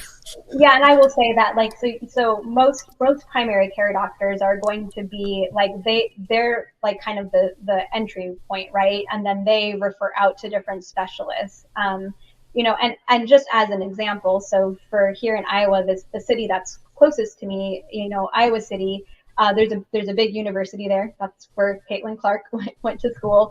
And the University of Iowa is also a hospital. It's a research hospital. So, they have primary care doctors, but they're housed within, the vast majority of like the other medical fields and populations. And there are, psychologists, psychiatrists, neuropsychologists that they do provide referrals to there. So if you happen to be in an area where there is kind of like a larger like university hospital or something like that, then that can be a really great entry point to get referrals then to more specialized, services and supports. You mentioned something earlier about, and I'm using a word of disconnect between medical and what you do. Is there an actual what is the word? I don't know the word. Like, does one think they're better than the other, or is there, if I'm a medical doctor and I come to you, like, is there kind of like a hierarchy in that sense? I know you mentioned something a little bit about like they're separated, right? Like the brain and the body, or does that exist where one thinks they're better than the other, or one is different? I don't understand that reference. I think it's yeah, I mean, I'm sure that there are certain people on both sides that think that they're better. But I just think that my experience has been, I mean, I haven't been like shut down personally by like a doctor or a psychiatrist before.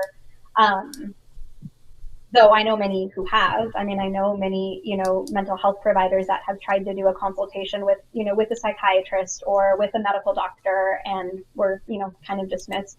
But I just think like the training and education that we get is so different, right? Like, I mean, as a mental health provider and going through graduate school as a psychologist, I didn't get any sort of training around the body at all, other than I learned about like, kind of like a basic like human physiology class, and I had to learn about the different parts of the brain. But I mean, I didn't really learn anything about like the body and medical conditions and how medical conditions can impact our mental health or can impact our cognitive functioning or things like that. So I just think that there's really a disconnect. There's just like the training is not holistic, I guess would be the best way to put it. In the medical field, you're taught very specific things. In the mental health field, you're taught very specific things. And there is such an overlap between them. But I think it's kind of funny because I think that most people can like see that there is overlap, but the educational fields have not intersected. at least at this point. There are things that happen to us physically or medically, I would imagine, that directly affect our mental health, right? Obviously diet and nutrition too. So like in your guys, in your company, your services, I wrote it down, but I can't find it. That's fine. On your website, you guys offer, there's 4 key parts, right? Obviously spiritual, the mental. What's the other 2? Well, so body, mind, and spirit. Body, mind, and spirit. Sorry. That's our slogan. Basically, we've got like the 3 little rings, and that's our logo is body, mind, and spirit. And the name of my company, our company, is Holistic Resources. And I was very intentional with that because, you know, now I don't have like the medical training, right? But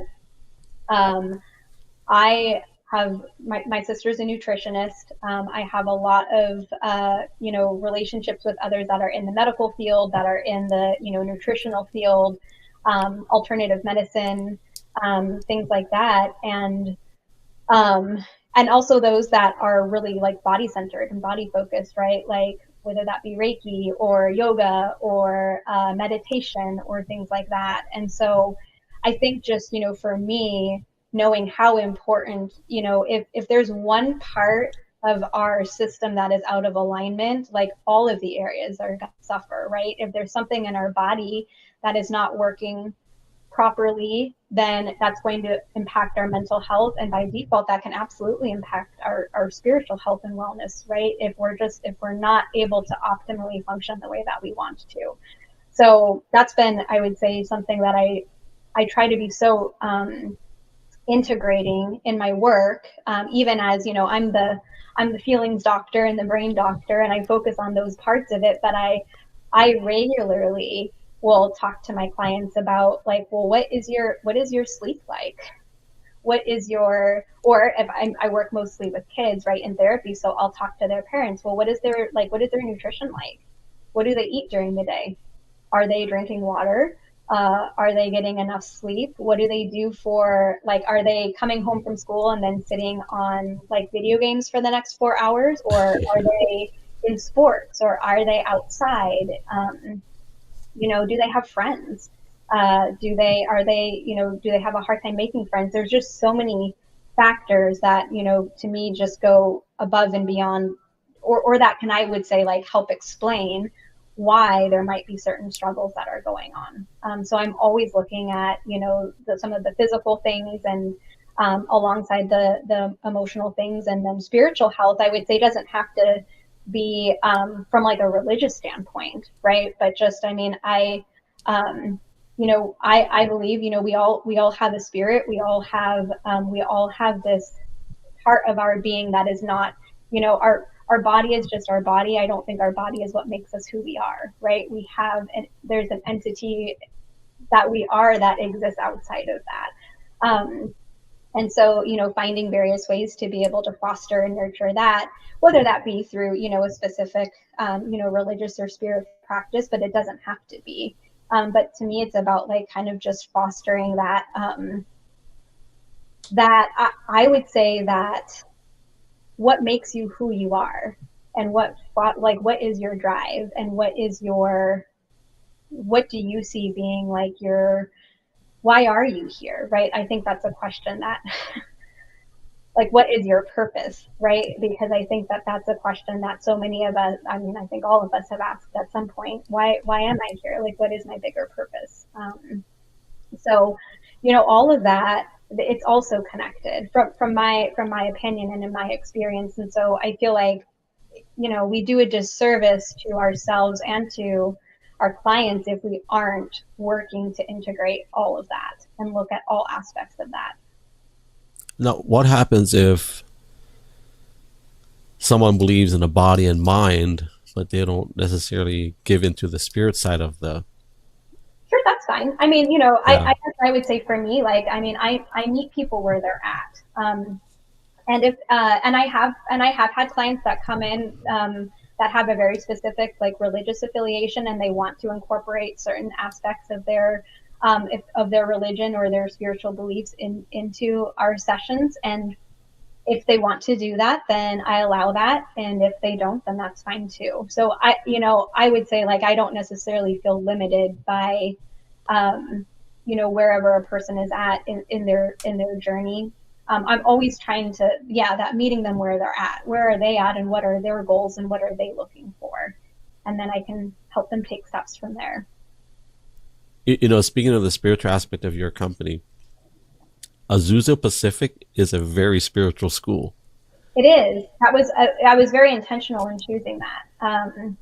So it's interesting because I was raised Christian, non-denominational Christian. I was in the same church fellowship for really my whole life. The fellowship eventually kind of imploded in itself a handful of years ago, which is like a whole other story. But so I grew up in that fellowship, but I was always in public school.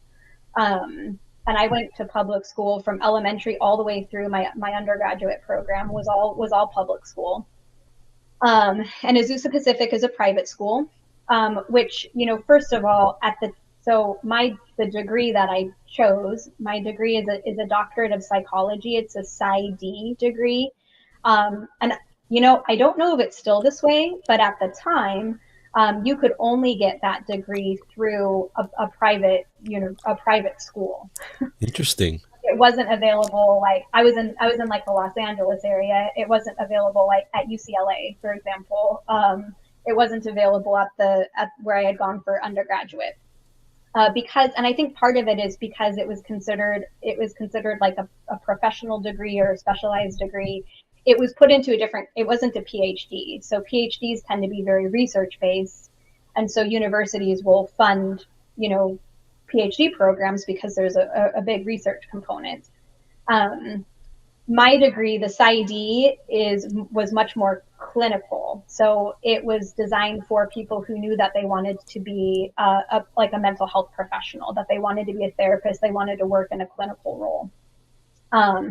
So basically, all of the schools that I applied to were private schools. But I really liked Azusa Pacific University because it did have those spiritual and that more kind of Judeo-Christian undertones to it. But it was an open, at least their graduate program. I think their undergrad program might not have been this way, but their graduate program was an open enrollment program. So essentially that meant, you did not as a student have to align with Judeo-Christian beliefs to go to the school. However, all of the professors that were there, they had to sign a statement of faith in order to be a professor there. I'm very impressed with their mission statement. Like, whether people agree with Christian values or not, the fact that there are universities that are willing to put their mission statement on the front page that boldly, it's kind of rare. Like, and a lot of people may not agree with their mission statement, but I personally do, and I appreciate that they put it out there. It's like right there, So, yeah, that's a great school. But so with the research base, now I don't know if this term is relevant to what we're talking about. Does that include? I wrote this down. I can't remember where I put this in the conversation, but systems-based approach. Is that related to what we're talking about? Well, so I would say, the specific program that I was in, so this was part of my reason also for wanting to go to, why I chose Azusa Pacific, because I applied to a variety of different schools. I got accepted into all of them. And I'm not saying that for like bragging rights, but I'm saying that because, I would just say to give a lot of credit to Azusa Pacific because it really did stand out to me. And that was, so the program that I was in, they ran everything through it was a family systems approach. So essentially, what that means is that we were always kind of looking at and analyzing and exploring, like, it's not just the client that comes into a room, it is like all of the systems that they're a part of as well, right? So you've got like their little like microsystem, which is their, nuclear family. But then you have all of these like larger kind of macro systems outside of that too. So, right, like what about their education? What about their social group? What about, if they are aligned with a certain like religious affiliation, so their church group or their temple or their mosque or whatever, other kind of spiritual practice that they are part of. And then you have all of the like, well, where do they live, right? Kind of like the environment that they're in, the city that they're in, what are the resources like? And so that was honestly a big part of what helped foster my trajectory into the whole like holistic, body, mind, spirit, because I'm like, oh my gosh, like we have to look at all of these various systems to help kind of figure out like what is really going on for somebody.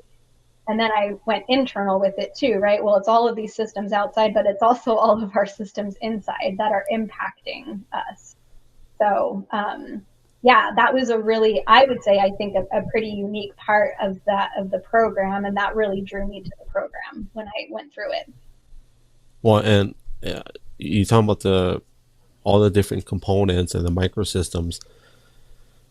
At 2019, my wife and I, we helped open a drug and alcohol rehab in Hawaii. And one of the things that we were very strong about was it's not just about the individual that's getting recovery, because if he doesn't have a family system in place of some sort, whether it's Hanai family or organic, like, bloodline family, mm-hmm.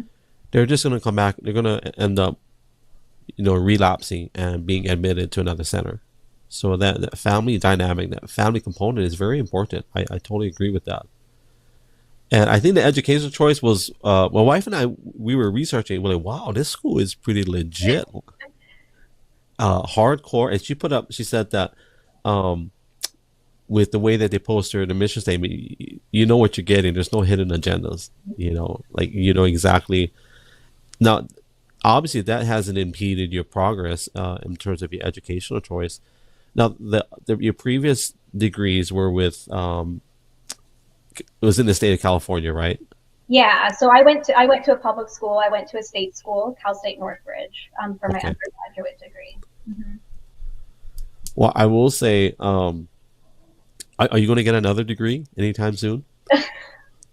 If it were totally up to me, maybe. My husband probably has other things to say about that, because I love learning. So like I'm one of those people, if I could get paid to be in school for forever, I would probably do that. But what I will say is, I think that I have to do continuing education units, right? So in order to maintain licensure, you have to basically like stay with the times, and you have to stay like up to date with, with the research and the practices and things like that. So I love that aspect of it, so I do really look for opportunities to learn and educate myself and grow in, my practice, whether that be like a new therapy technique or whether that be learning more about like a specific population or, anything, or learning more about, I attended a conference that was all about psychopharmacology. So all about like, the medication side of things, because that's like that's a whole other thing. Well, can you explain the psychopharmacology? Can you explain that term? Yeah, well, so that's essentially, so in the field of mental health, that would be essentially any sort of medication that is used to treat a mental health condition. So okay. Whether that be like an anti-anxiety medication or an antidepressant or like a stimulant medication for ADHD. And, I had to take a psychopharmacology class in my graduate program, but it was like, one class. And the vast majority of the clients that I have are on medication or have been on medication at some point, in their life. And, so that's an area that I would like to continue to get education around.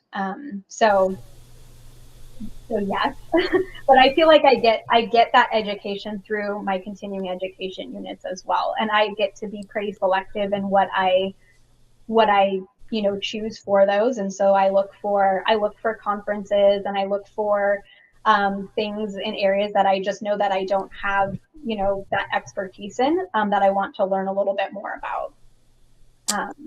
My wife wants me to go back to school, and there's several things, but I told her, but we'll see, because there's so much things that we're doing right now, and it's a huge commitment. But I do believe in osmosis. I do believe in attaching myself to people that are educated, obviously. So I will say, outside of you've got a nice list of degrees, and I had another guest. I think she had 3 PhDs. Her name was Dr. Battle. She was a UN ambassador, and she does a whole bunch of things. Then my cousin Terry, she's also a clinical psychologist. She's the first one I had as a guest. But my uncle, to look at that interview, I didn't get a chance to see that one. yeah, it was okay. I was still learning how to. It was weird because she's family, but I didn't tell everybody she was family. So I tried to make it like I knew somebody with street cred. But her dad, before he passed away, he had 5 PhDs. Wow. Yeah, like and they were real. They weren't like they weren't honorary. Yeah, not the honorary. Yeah, not the honorary. Yeah. So, I'll tell you this: knowing Josh, he'll make the big dollars while you go and get your second, third PhDs. If I could, what I would, if I were to pursue something, I would potentially pursue something in nutrition. So that's what my sister is a nutritionist. Or I would potentially, there is a like a postmaster or a postdoctoral master's program that I could get in psychopharmacology. So in some of the states now, so people get confused a lot of times between a psychologist and a psychiatrist. So I'm a psychologist, and psychologists, like, we're like the feelings doctors. So we're the ones that do therapy. Psychiatrists are medication providers. So they, as a psychiatrist, you go through med school, and then you take a track and you specialize in medication for mental health conditions. But there is a growing body of individuals that are licensed psychologists that then are going on to get a postgraduate master's in psychopharmacology, and then they are becoming prescribing psychologists. So that would be something that would be, like, in an ideal world, would be really cool to be able to do, but it's a lot of work. You would have a lot of friends like, hey, hit me up. I want some. You have any extra Vicodin? People will be hitting you up. You be the drug dealer of the town. Like, well, I don't know, but I don't know, because by the time I would finally be able to prescribe medication, it would be probably 5-10 years from now. It's a big commitment. But I don't know, maybe at some point. I mean, I definitely think I have a love for learning. So I think that that's the most important thing, is just to continue to seek that out, and however I can get that. So maybe it doesn't need to translate to another degree, though. So, why nutrition? I'm just curious. Like, why does that fascinate you? Well, because of the body aspect of it. And I would say, I have seen, just so within like the neurodivergent population in particular, I've seen just a very large segment of that population that have some sort of like food sensitivities or allergies.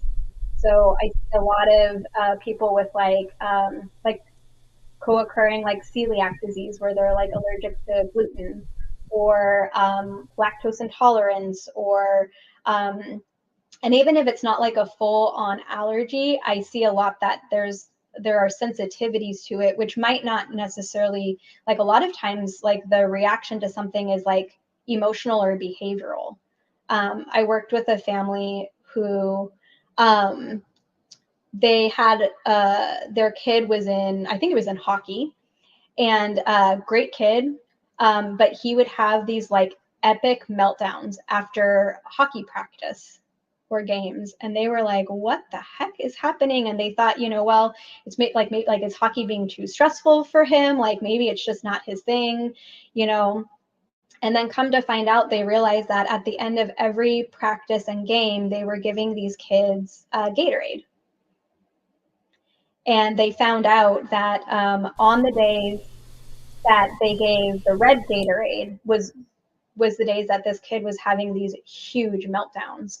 And so then come to find out, they were able to trace it to the red food dye that was in the Gatorade, specifically the red food dye. He seemed to do okay with the other Gatorades, not that those were any better nutrition wise, but he was having these huge reactions, and that's how it manifested. It wasn't, like a food allergy per se, like he wasn't breaking out in a rash or hives or having like an anaphylactic reaction or anything like that, but he was having a huge behavioral like emotional regulation meltdown in the middle of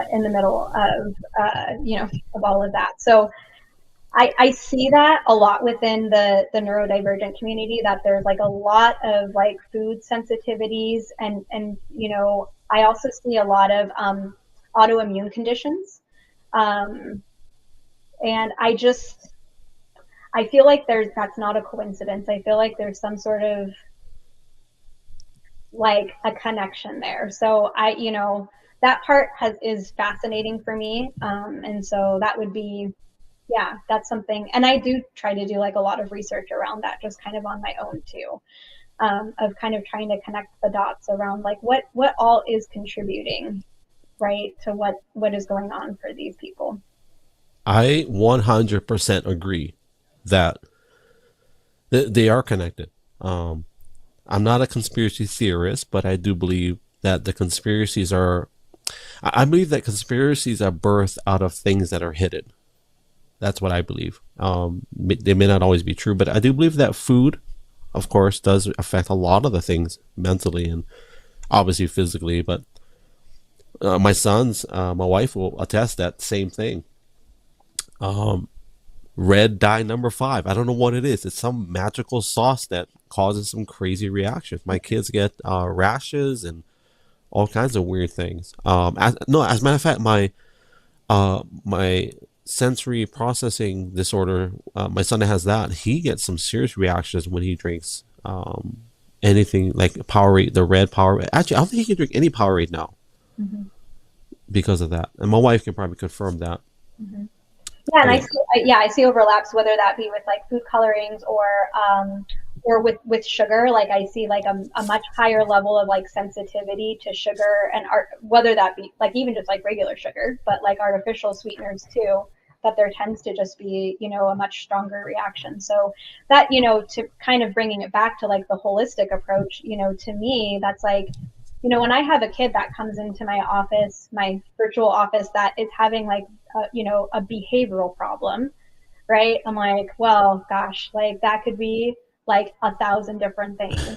And it's probably not just, and I can guarantee it's not just that this kid is just like, no kid like wants to be in trouble and wants to be a behavior problem, right? So to me, there's always more to the story than that. And some of it may be regulation and learning how to like, control your emotions and control your behaviors and things like that. But I mean, if I come to find out that this kid is like, being fed like a really like highly processed diet and is, coming to school, is going to school like jacked up on like, I don't know, like Pop-Tarts and Cocoa Puffs, and then, having these epic meltdowns at school, right? I'd be like, yeah, I could see that. Like they are jacked up on sugar and, and artificial ingredients and processed foods. And that's just not going to be great for anyone's system. Have you ever heard of the carnivore diet? I have heard of it. Yeah. My mom's actually been dabbling with that more recently too. Yeah. Now, we're not offering medical advice or nutritional advice, but I will say that when my wife and I did the carnivore diet, it was more of a kind of a desperate, eliminate everything and let's just figure this out. And so I will say the carnivore diet is legit for us. Anybody that's listening, go get your own medical advice and nutritional advice. But it's interesting that you eliminate all those variables, nutritionally speaking. Mm-hmm. You wipe the slate and you start from just straight red meat, salt and water. It's amazing how the things I learned about my body, that I don't need to drink a Coca-Cola. I don't need to have potato chips, you really don't. Mm-hmm. And That's something I want to learn more about. Now, I think it's kind of kooky though. You know, if carnivores on one side, we got vegans on the other side.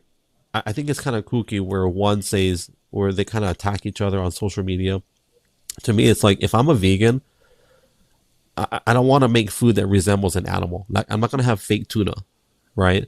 But I also have friends that are carnivores on the other side where they make fake bread, or you know, it's like either you're going to eat it or you don't, but don't pretend to eat it by making fake bread. You know, they make carnivore bread. No, just eat. Don't call it bread. Just you know. But if you haven't tried it, I would recommend obviously research it, but I recommend and look into it and see because nutritionally, I think it's a very interesting diet. I think it's. I'm actually writing my notes down on my menu. It is very restrictive, though, I will say. And you said something about sugars earlier. My wife blames everything on sugars. If you're having an attitude, that's too much sugar. If you're itchy, too much sugar. You know. Here's why she put up it causes irritability. No Pop-Tarts in our house. That's good. No Pop-Tarts in your house. Bruh, no pop. Well, it's so crazy because it's cheap, right? Like you can go to.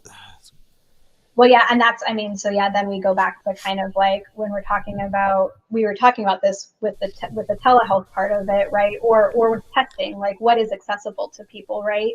So I would, you know, yeah, the things that are the most accessible to people and the most that tend to be convenience foods and tend to be processed foods. And So like, what foods are in your kitchen right now? I meant to ask that earlier. What foods do you have in your pantry, in your kitchen? oh, well, we have a variety because my husband's very picky. I tend to eat healthier than he does. So I try to, I mean, I try to be really mindful of like what I eat because I try to be really aware of like how my body responds, but not just my body, but how does my brain respond, and how do my emotions respond? Because I'm one that, you know, I would just say that if I'm going to have a reaction to something, it's more like either a mental reaction, like I get brain fog or I'm not as focused, or it's an emotional reaction, like that my regulation skills like go out the window.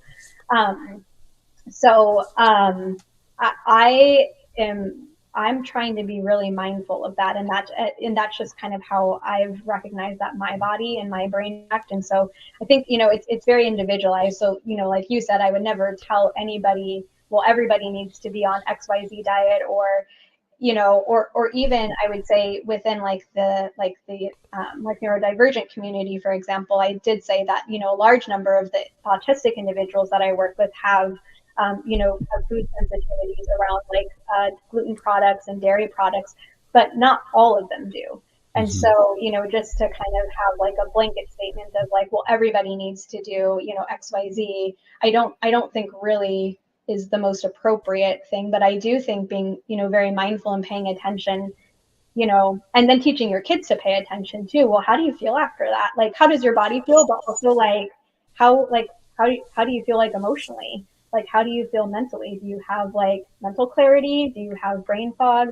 Are you like what your wife said, like, do you feel irritable after this? Like, that is a big, I would say, telltale sign, you know, if something's really not like agreeing with your system. But I think we're so disconnected from our bodies that, you know, we don't connect things like that most of the time unless we're really looking for it, right? We think of it as something else that's going on. Not to say that there aren't other factors, right? Like if I get into an argument with my husband, that's going to make me irritable too, right? It's maybe that is not like this extra cup of coffee that I had. But I think, you know, all of that can come into play. I think we can all agree that processed sugars are not good for you, right? Yeah. And then we can all agree that processed foods in general are not good for you. And let's be very clear. We process food at home. We just make it healthy processed food, right? When we make it a certain way. My daughter, since we've been in Oregon, she has a garden. She makes homemade bread. Honey, help me out. What else does she make? She makes homemade everything. She makes homemade butter. We would fit in Iowa. We would fit in in your hometown for sure. Yeah, But there's a lot of, yeah, I would say, a lot of, there's I think that it's fostered to kind of, grow your own food and things like that here, or, that there's local farms. So people can go, like, whether that be I can't remember the terminology for it, but basically it's a share, like you get like a fruit and veggie share, yeah, like agriculture. It's a CSA. I can't remember what the acronym stands for though. my wife knows. She's going to chime in probably. Okay. Not crop share. What is it called? Crop share? Is it? It's something like that. But I've done those before where, there's a farmer that has, they have an excess of something. And so and then where your food's coming from. So yeah, I think, but that's an aspect of it. So I think, like looking at what you're eating, but other aspects I would say like that can contribute to mental health would be, your sleep, your water intake, how much sunlight you're getting, how much, like what your activity level is like. So I'm always like, my brain is like always firing and going down like so many different like tangents with things, because I'm always trying to look at, what could be contributing to XYZ, whatever that is, right? I just, I don't ever want to get too much like tunnel vision into like, well, this is like the root cause of something, right? Because in most of the experiences that I've had, it's usually more than just like one thing contributing. So, and she said herd shares. Yeah. So there are like, so in Iowa too, like people will sell, like you can get like a whole cow, or like a family can go, or a couple families can go in on a cow, and you get like, it's distributed. And again, that's just, when like where your food is being sourced from, I think, so yeah, I just think there's so much that goes into our overall health and wellness, that I'm always looking for those aspects too, right? Because if I'm working with somebody on like emotion regulation, and a factor is that they're getting really, let's say that I have a client, a teenager that is getting really, really anxious. I've had this before. I had a teen client who was getting really anxious at school around a certain time of the day. And he was attributing it to a specific class. And well, it's maybe this class and it's this teacher. And I was like, well, that's, valid. It definitely could be that, or that could be a factor. And we kind of explored that, and like, but wasn't feeling unconfident about the class materials, or wasn't, felt like the relationship with the teacher was okay, didn't have a problem with any of the other students. Well, come to find out, I was like, well, okay, so like when in the day is this? And I found out that this was the class right before lunch. Yeah. And then on top of that, I was like, well, what do you have for breakfast? Found out that this kid was not eating breakfast in the morning.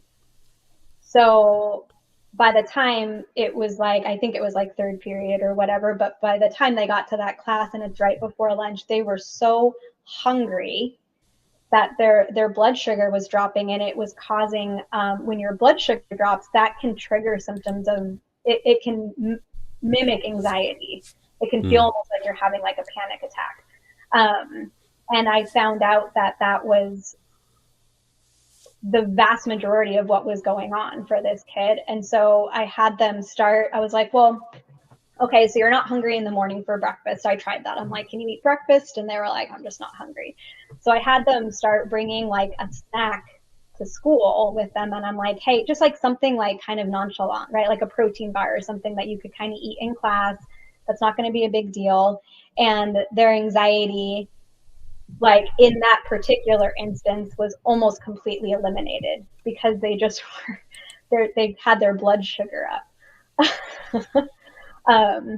So your wife's throwing you under the bus here. She is. You know what? Hey, that's legit. That's a legit psychological problem, because anybody that reads their Bible knows that there's a very famous story of someone that gave up his birthright just because he was hungry.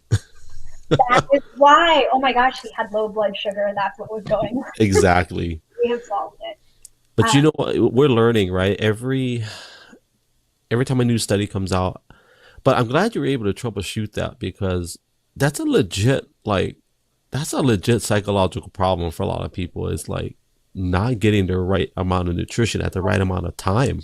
But that's a situation though. If I had just been focusing on like the mental health component of it, I would have like been really well, there's got to be something with that class, right? Even though he was like, well, I don't know. He's like, I like the teacher, like the class is fine. I'm competent in the class. Like I'm getting an okay grade. Like I don't have a problem with the students. Like if I was thinking just from a psychological standpoint, I'd be like, nope, like there's got to be something underlying that, right? Like there's something there. But it really was, it was a physiological, like a nutritional aspect. And if I hadn't been open to exploring that, I would have lost it. But it was causing then mental health struggles, because then he was having this anxiety. And then, you know, what can happen is then you get anxiety about getting anxiety, right? So then it was creating like a lot of kind of on top of that mental, like more significant mental health issues.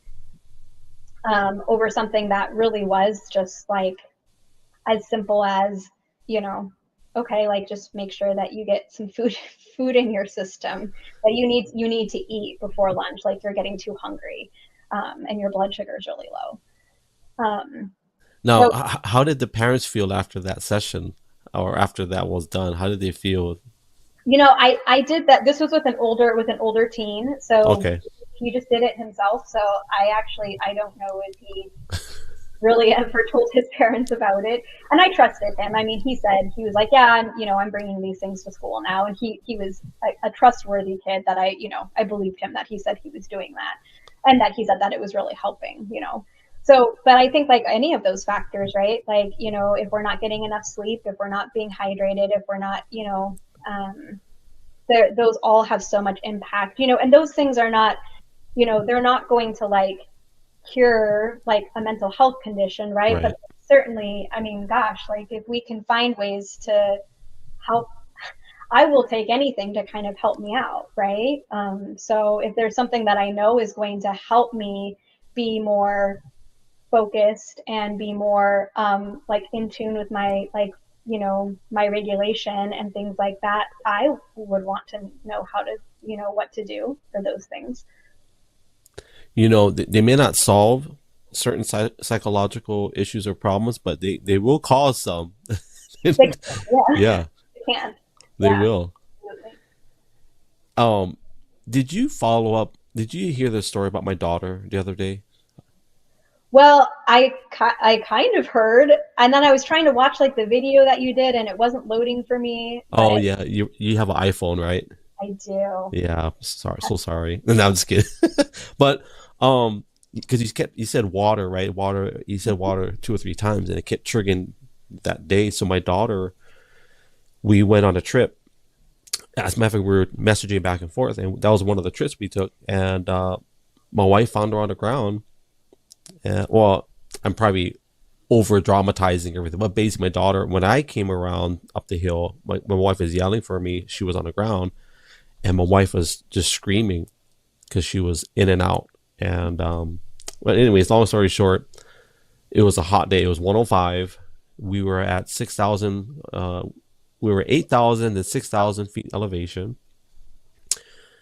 and we don't know for sure what it was because my daughter had another episode that she didn't tell us about, which was similar.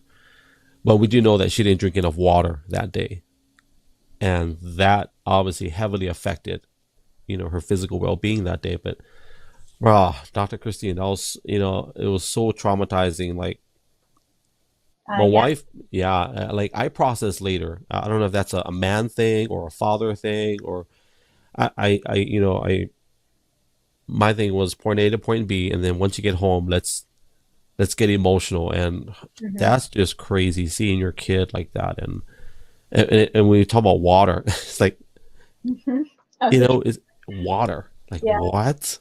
Well, what I would say to, if I can get like nerdy again with it, would be like you were in your like that when you're like, oh, I got to figure it out now. And then like, I'll process it, like emotionally process it later. Yeah. You were in your sympathetic nervous system. So our sympathetic nervous system is like fight or flight, right? That is like, there is a danger, like you got to do what you got to, like, you're like in survival mode, right? You got to do what you got to do. In that moment, you needed to do what you needed to do to like get what you needed for your daughter, right? Like there's no time, like it's not going to do your daughter in that moment any good for you to be totally freaking out, right?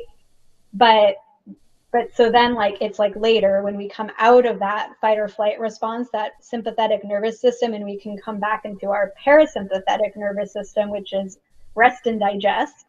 That's where like the kind of deeper level processing comes in. It's a survival mechanism. That's what it's designed for. You know what's crazy is my wife was very focused as well, but she was very motherly at the same time. And her focus was, and I'm paraphrasing, honey, so my wife is watching, I'm paraphrasing, because it's a whole nother psychological backstory to this too. But her focus was like, hurry up and go call. And because we were in an off-grid location, we had to drive 2 miles down the road just to get a signal. Mm-hmm. But, you know, I think the second day, my wife and I were discussing that we were not on the same page.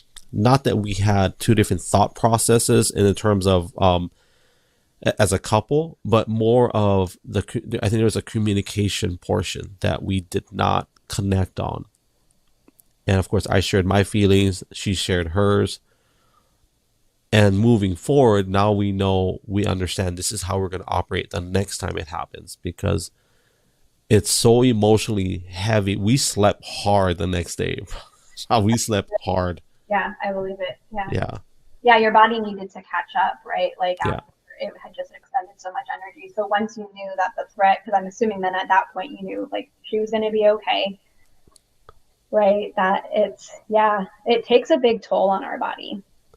So yes, like, so when there are physical things going on, it absolutely can have a significant like impact on our mental health as well. And it can be a delayed effect too, right? Because when we're in like that fight or flight response, that survival mode, like we're not in tune with all of the other kind of residual aspects that are going on, right? And so it's not until we can like come out of that fight or flight response that we really are able to fully process and kind of, and then I would say deal with like the aftermath of whatever that event was too. You know, I got to ask a question, and I want to be sensitive to time. I had a couple of questions in regards to what's healthy, unhealthy in terms of the psychological, and are you okay on time? Do you need a bathroom break? I have a fancy commercial I can play if we need to take a quick 1 minute break. Are you good on time? I think that I'm okay for now. Okay. But I could take if you need a break at any time too, I can take a break too. No, but I have this nice commercial. Oh, actually, the video I played for you, I can play that if you need to take a water break, or you tell me right now, I can play it. We can come back, or we can keep going. Sure. Let's do it. Let's do the fancy break. Okay, fam, we're going to take a quick 30 to 45 second, maybe a minute break to refill our water cups, clear our sinuses, and maybe Christina's going to, go. Well, I'll leave it at that. We'll come back and talk story, and we'll be back in about a minute. Let me find that video. Where is it at? Okay, here we go. Where is it? There it is. All right, we'll be back in about a minute.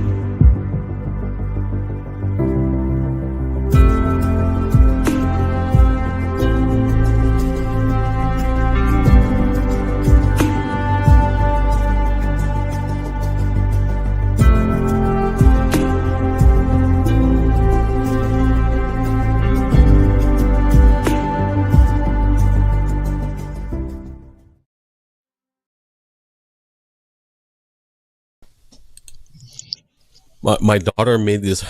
I ain't gonna lie. My daughter made these fresh breads. I'm like, my wife is texting me. I'm like, how am I That's gonna why we're like, let's take a break. And no, no, so I'm like, how am I gonna take a break without being sounding rude? I said, you know what? Do you need a break? It's- that is great. That is great. so she makes homemade bread from scratch, and it's so good. And I'm not supposed to be eating bread, but you know what? It's only 5 ingredients, not 37 like the one you buy from the stores. Yep, that is awesome.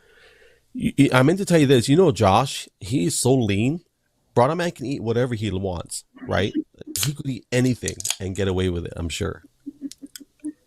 Yeah. Now Yeah, he's former military, correct? he is. Yeah, Yeah. Sorry, I'm pouring my water.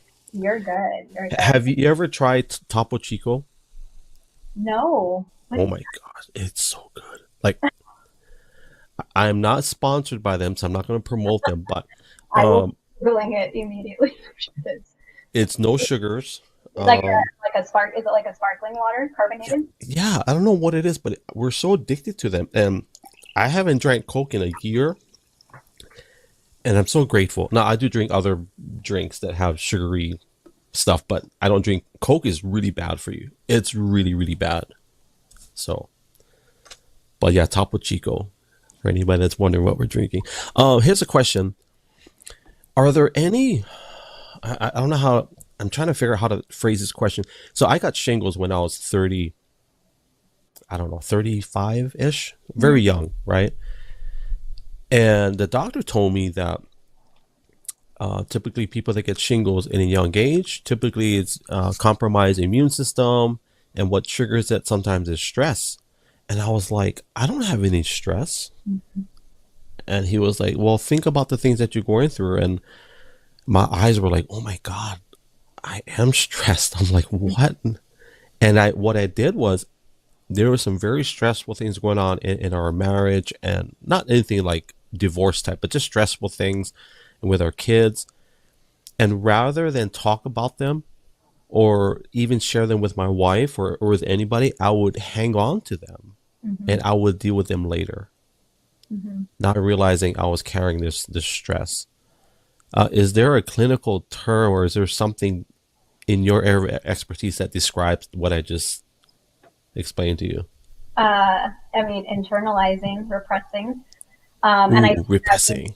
I Okay. think that we and disconnecting, like I mean, at the extreme end of that, I would say like dissociating, which dissociating has kind of like a kind of like a very like intense like clinical terminology to it, but I mean, people dissociate all the time. Like you're just disconnecting yourself from like where you are kind of in your present moment.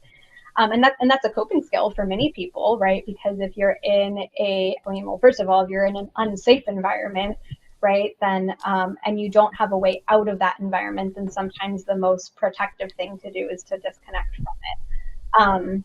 But I would say, like as a whole, just in Western society, especially like in the States, we're essentially socialized to like not be in tune with ourselves. We're not in tune with our emotions, not in tune with our bodies. And so I see very often that anxiety, stress gets manifested in a physical way, because it's our body and our brain are probably trying to give us signals around the fact that we are anxious or we're stressed out or something isn't right. But we don't necessarily listen very well to those things, or we might not really even kind of be aware enough like of our own internal state to know like what that even what that those cues look like. And so sometimes like our body has to get really loud to let us know that there is something going on, so to get our attention to do something with it. So it's not unusual for me to see anxiety and stress manifested in a very physical format. I would say like headaches are probably the most common thing that I see, that people get like really bad headaches because there's just so much that happens to me. That I store all of my stress and tension like in my shoulders and in my neck, and when that's like tense and tightened and all of that, it's gonna trigger headaches. So But maybe that's why I have big traps, because I store stress up here, Now, in the area of that, what we're talking about, who do you think has more, in terms of diagnosing or counseling or offering services? Do you see more men or boys or girls, men and women in that area of internalizing like that? Yeah. So, I mean, and just, taking into account that my population, I work mostly with kids and teens, right? So Yeah. it's a pretty even split. I mean, I see a pretty even distribution between girls and boys. And I would actually say that, so I do work with adults in like in assessment capacity. So that's a little bit of a different role, but I would say it's pretty evenly split there too. Like I have a pretty equal number of men and women coming to me for assessment. You said that the body, well, my body was shouting at me, right? So I think I was out of work for 3 weeks. I remember having, because it hit, it was on the left side of my head. And although it was physical, I shared this with I think Dr. John as well. I shared that when I had shingles, because I had to stay at home, I really felt like I wasn't, I don't know the best way to describe this. I just felt like I wasn't, not a real man, but I just didn't feel like the man that I should have been.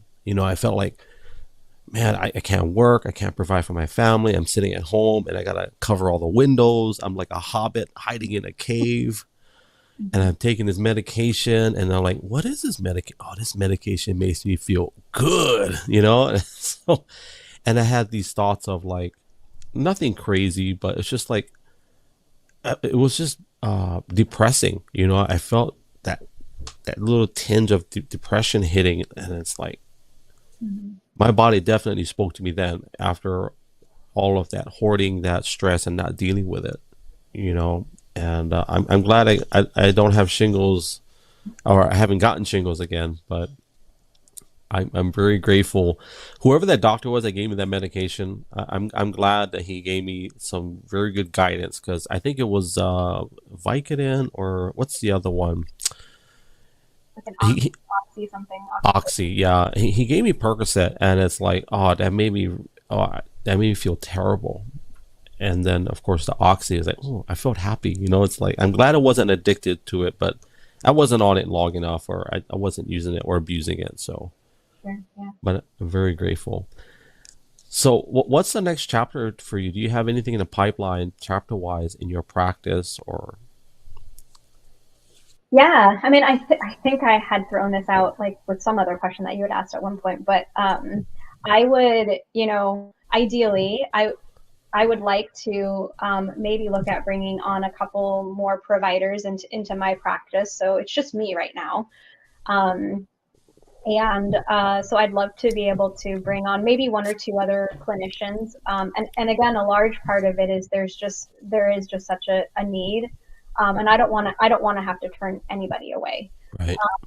And so, I mean, I held on as long as I could, and I was taking every referral that I could. And, I recently had to stop taking therapy referrals because the testing stuff there's such a high need for that. And I can't do it all. So there's that piece of it. But, again, having another couple of providers that would allow me to maybe step back a little bit, from my clinical role and maybe pursue some of the other things. So I would like to publish some more. I have a couple of book ideas kind of in the queue, I guess, so to speak. So one is around, I would say, like, kind of born out of my own journey and kind of realizing my own, like, my neurodivergence. And so a book kind of geared towards understanding and coming to acceptance and coming to terms with being a neurodivergent individual. And then kind of off of that, there is such, as a psychologist and looking at, my profession as a whole, and just our level of education and training around neurodiversity in general, which is not very great. So let me tell you, of really wanting to write a book that is geared towards clinicians, and particularly towards assessors, like so psychologists that are doing testing, to really help, because if you don't really know what you're looking for, like, so particularly for neurodivergence around ADHD and autism, because it is there's such a wide spectrum, that so much is going missed or undiagnosed, because again, we're looking at everything in such like a narrow box of what, like it has to check off these, these check boxes and in this very specific way. So I'd love to be able to help other psychologists just be able to better recognize, neurodivergent conditions like ADHD and autism, that might be like not within like the stereotype, right? So things that are like less stereotypical, or things that might even be kind of like what we consider to be like subclinical, or things that don't quite like meet the threshold diagnostically, but that can still be, disabling for people. So those are some ideas. I'm sure that I would have more. I also I love creative writing, so it would be fun to do I don't know, some children's books or things like that. So I've got an idea for you. You want to hear it? Yeah. Let's back up. It's a book title. I don't even know what the subject matter is. I just have an idea. The title of a book I think would be cool. Would be Neurodivergent History Makers. It could be like a collection of stories of people that have changed the world, maybe culture. I don't know. Just was thinking, man. Yeah. Neurodivergent History Makers. That is very cool. That is an awesome book title.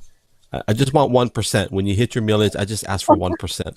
That sounds good. Good. And we are documented. So, ladies and gentlemen, it's live.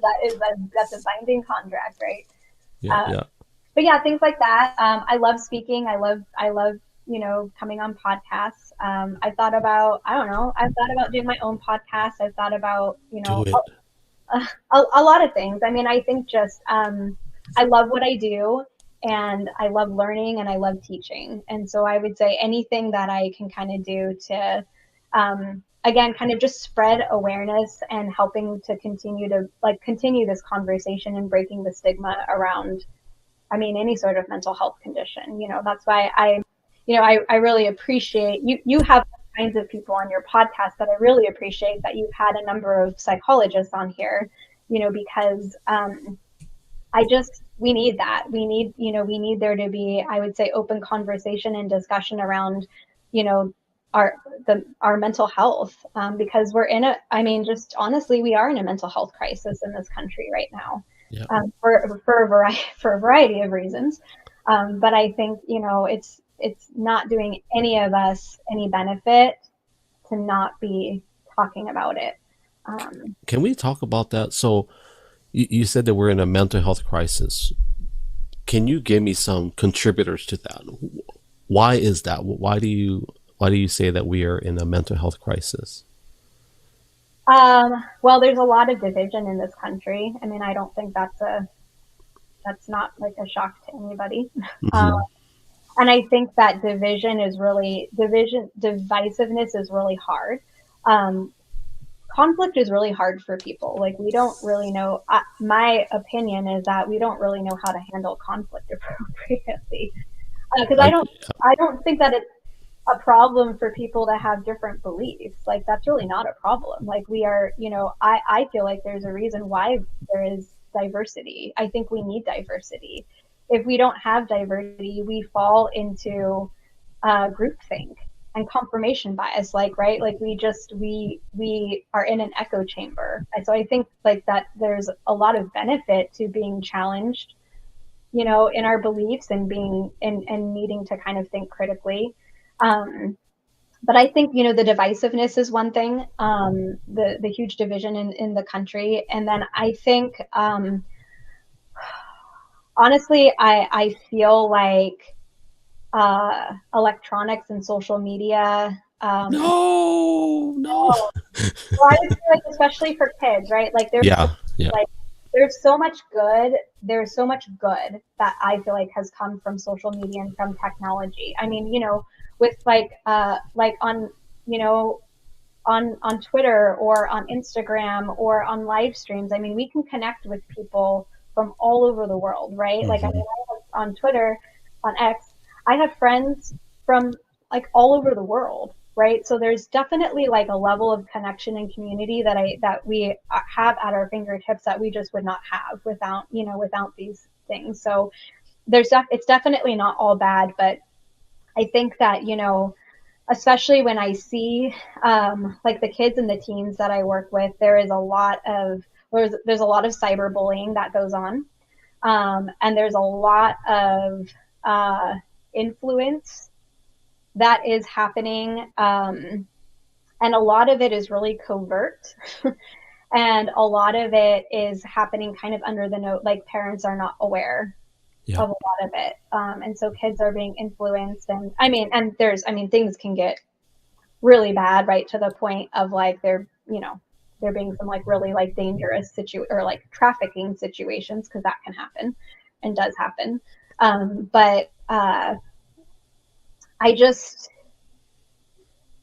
there's just so much. I think, social media, when you can hide behind a screen, people, and adults do this too. I see this all the time, that we feel like we have so much more freedom to say things when we can hide behind a screen. Like people are not, I assume, maybe some people do, but like are not saying the same things, would not say the same things face to face with a person that they would over like a DM or responding on a post or a text or, something like that. So I think social media is very connecting, but it's also very disconnecting at the same time. It's kind of a weird 100%. I agree, because phenomenon. I'm not a very popular person on Twitter X recently, only because I've done a personal experiment, and one of the things is my feed was just getting crazy, and my consumption of social media was getting crazy.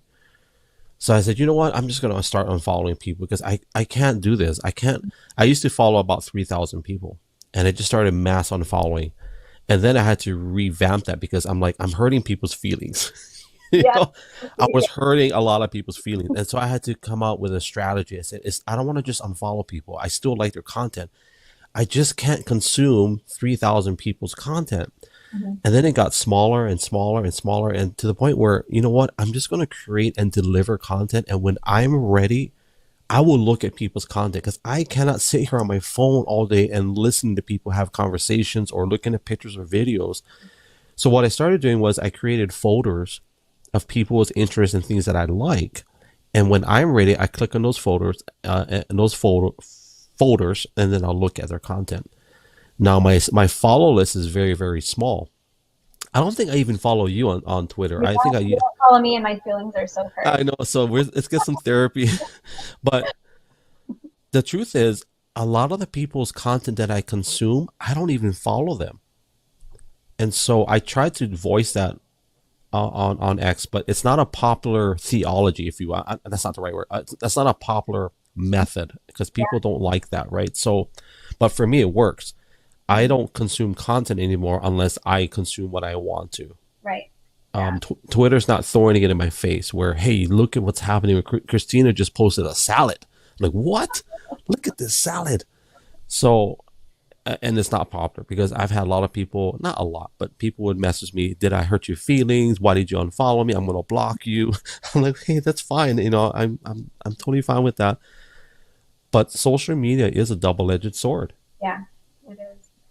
And I think Dr. Heath mentioned a lot about it, where unfortunately he's gained a nice source of clients because of social media.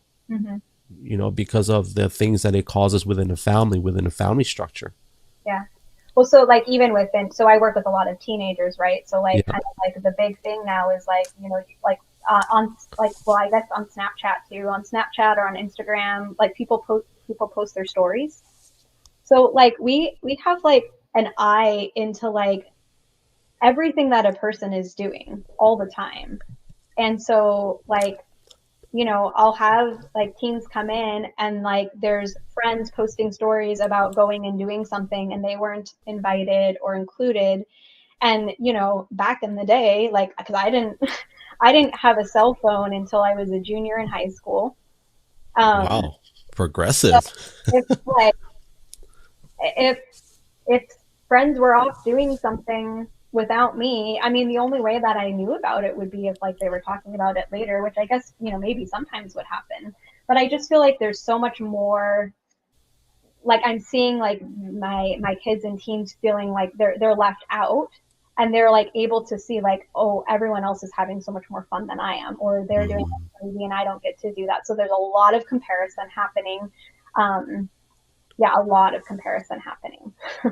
And adults do that too. And then cyberbullying, I think, is like a big thing. So, and and then just like the constant, like it's so overstimulating. Like our brains were not designed to have that, like just constant. Our brains were not designed to have constant notifications going off. Yeah.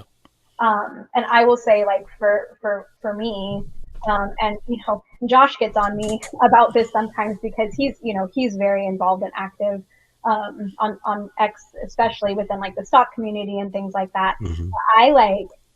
I get overwhelmed by social media. So I will just like shut it all down. Sometimes like I'll go days or sometimes weeks without being on social media. I don't do that so much anymore with X, but because I have good communities there.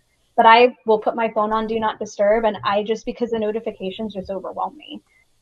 Like our brains were just not designed for that. So I think, I wouldn't say that like social media is like the root cause of all of these like mental health issues, but it certainly is not helping. Again, it's just like our brains were not wired for it. So there's like, I don't know, maybe there needs to be some evolution within our bodies and brains, and maybe that's already happening, right? For our bodies and brains to evolve to be consumers of like social media and electronics and technology and all of that. But that, I will say, the way I did my unfollow list, it really changed my consumption radically. And that's just, it works for me. I don't recommend it for everybody, because you're gonna lose some friends, some online friends, but it really it's healthier for me in the respect of time consumption. And I still have, I think it's a problem when you wake up in the morning and the first thing you want to do is grab your phone, right? Mm-hmm. That is a problem for us as adults. I mean, kids. It's an addiction. Yeah.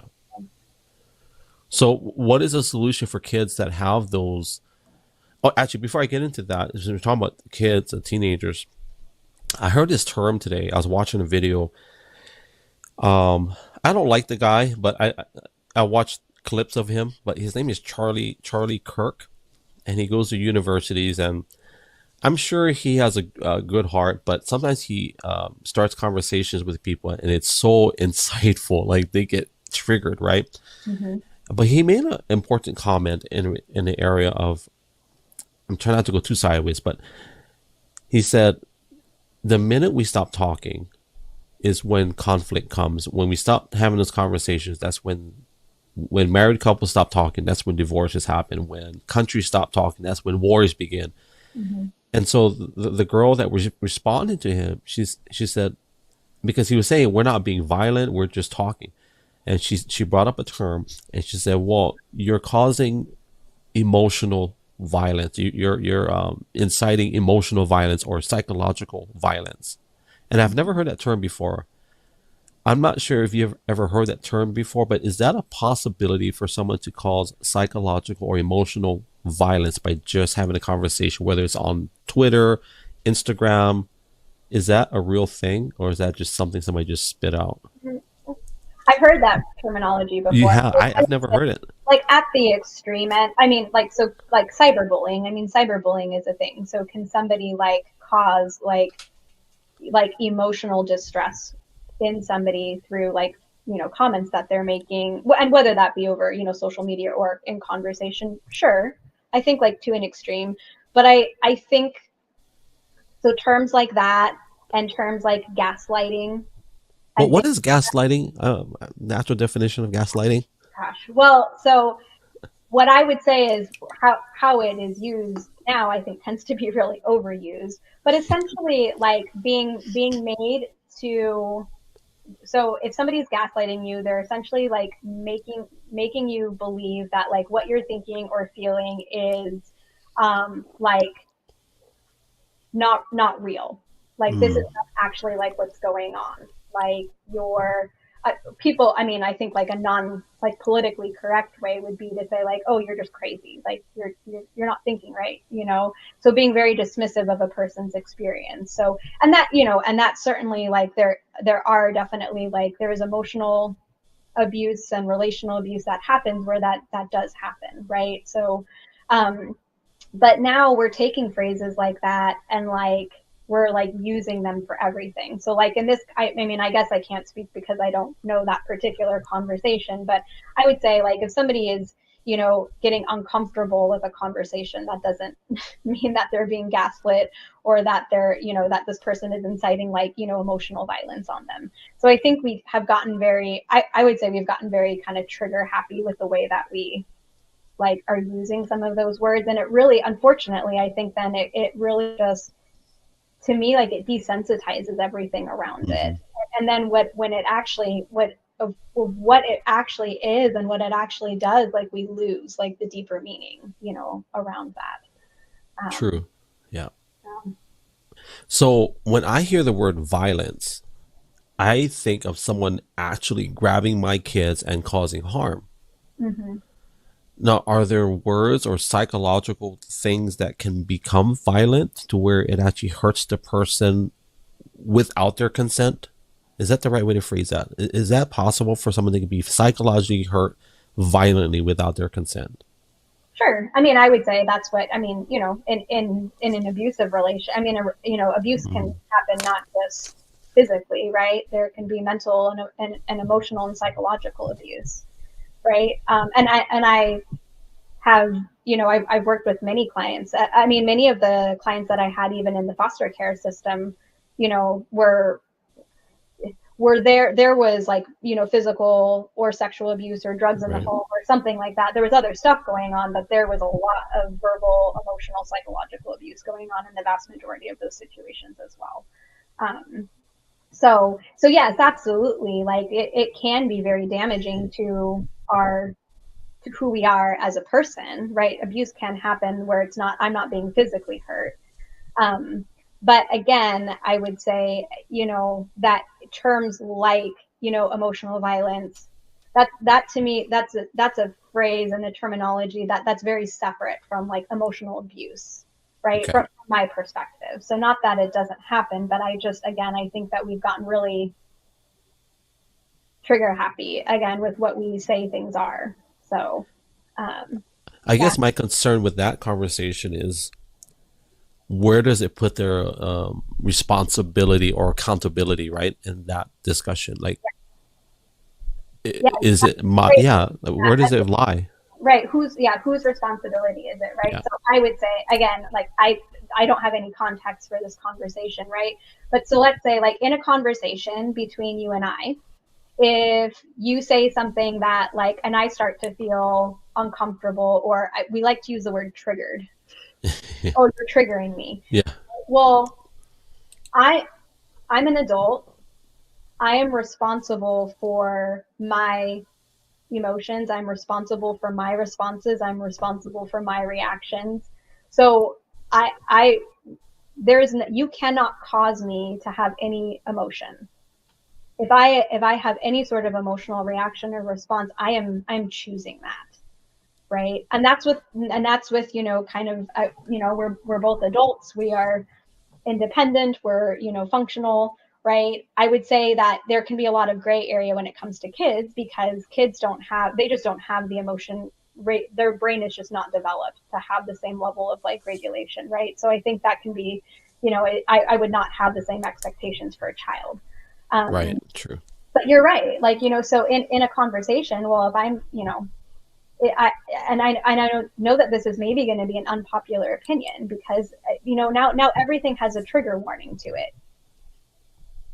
right? I see posts and I see, everything has a trigger warning. And I'm like, well, I'm an adult. If I'm choosing to consume this content, I would hope that I would know myself well enough to know, like, hey, like if this is going to be bothering me, like I'm just not going to consume this content, right? But it's nobody else's. I don't see that it's anyone else's job to tell me like, oh, hey, like be aware of this. I'm like, well, I should be aware of that myself, right? Um, so yeah, I think that that's a good point. Like, well, where does the onus lie? Whose responsibility is it, right?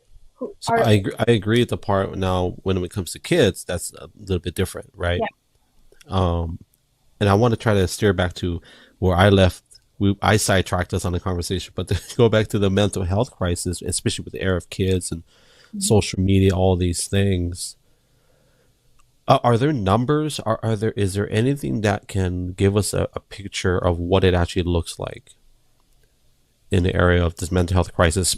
Since we're talking about kids and teenagers, like what does it actually look like, at least from your personal perspective? Yeah, sure. I mean, I'm sure that there are numbers. I don't have statistics right off the top of my head, but I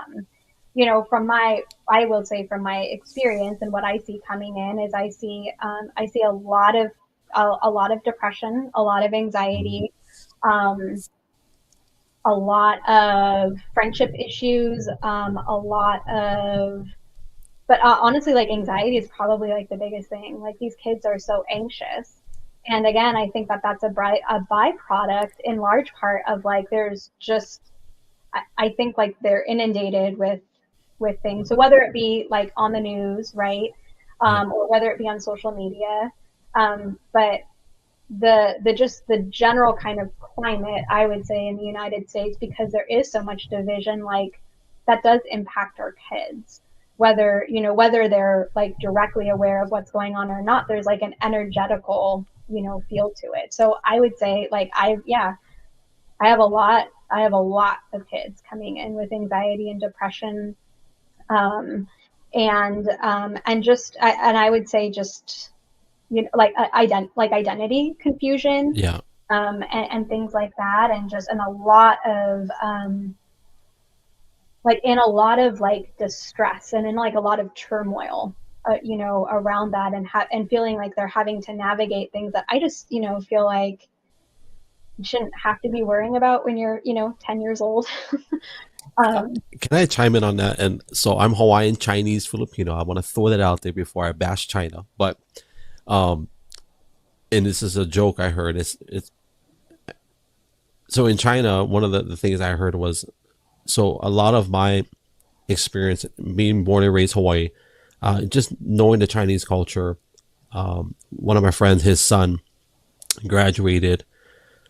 He graduated top of his class. Super smart kid, got scholarships everywhere. He's creating some kind of nanotechnology in Germany. He's a super smart kid, Chinese, right? But he also played sports. He played multiple sports, like 3 or 4 sports, and plays piano and violin. I'm like, how in the world do you figure this stuff out? And one of the jokes about China is that these kids are becoming so intelligent, so smart, that there's so much pressure being put on them to learn and educate and to become a good citizen of society. Whereas in America, there's so much pressure being put on our kids to figure out what their identity is versus educating them. yeah, I agree. And that's crazy. If that's true to some degree, even if it's true to 1% or 5%, that is kind of alarming for us as a nation. Like, and you said division earlier, and I think you said it twice, but when you say division, where is that coming from, or what does that division look like? Well, I mean, I think politically, there's a lot of political division, and I think, I don't know. I feel like we are finding division wherever we can find it, right? So division Right. between like religious or spiritual beliefs, or political beliefs, or around like certain like certain laws or human rights issues, or the environment or the economy, or um, and I just, I don't know that I have like the magic answer. I mean, I don't have the magic answer. I think if I did, maybe I'd be president. I don't know. I would not want that job. That sounds like way too much responsibility. but I think it was interesting about like that conversation that you were saying that you were watching of this guy that's kind of a little bit provocative, but that he made the comment of, once we stop talking, like that's when the problems really start. Right. And I would say, there's an aspect of that. Like, I agree. Now, conversation needs to be within like certain parameters, right? Because like, what, are we talking about like actually having civil like conversation or civil debate? Yeah. Because debate's not bad. I think debate is great if you can handle it appropriately, right? But my experience has just been, I mean, the vast majority of adults are not, handling that, very eloquently or appropriately. And then what is that doing for our kids? I mean, what kind of example is that giving to like our younger generation? So, I mean, I have a lot of kids that are feeling just really hopeless. And feeling like, I mean, I've had kids afraid that, our country is going to break out into like a civil war, or that we're going to get involved in a world war. And I'm like, I don't know. You know what? Like, your fears are not, to me, like super unbounded. Like, I right? So I think that there is like, you've got to figure something out. And I would say, especially if not for us, like for, for our future generations, because they're feeling the impact. They're feeling the impact of our inability to appropriately and respectfully resolve differences. Well, we're not being adults, first of all. I mean, if we're talking about political things, like, I personally don't care in terms of right or left or middle or top shelf, but I don't care. What I do see, though, is if our kids are watching two grown men, political candidates, duke it out verbally on national television, talking about golf scores and how I'm tougher than you and you're a loser. Like, these are our political leaders talking like that. Mm-hmm. I get it.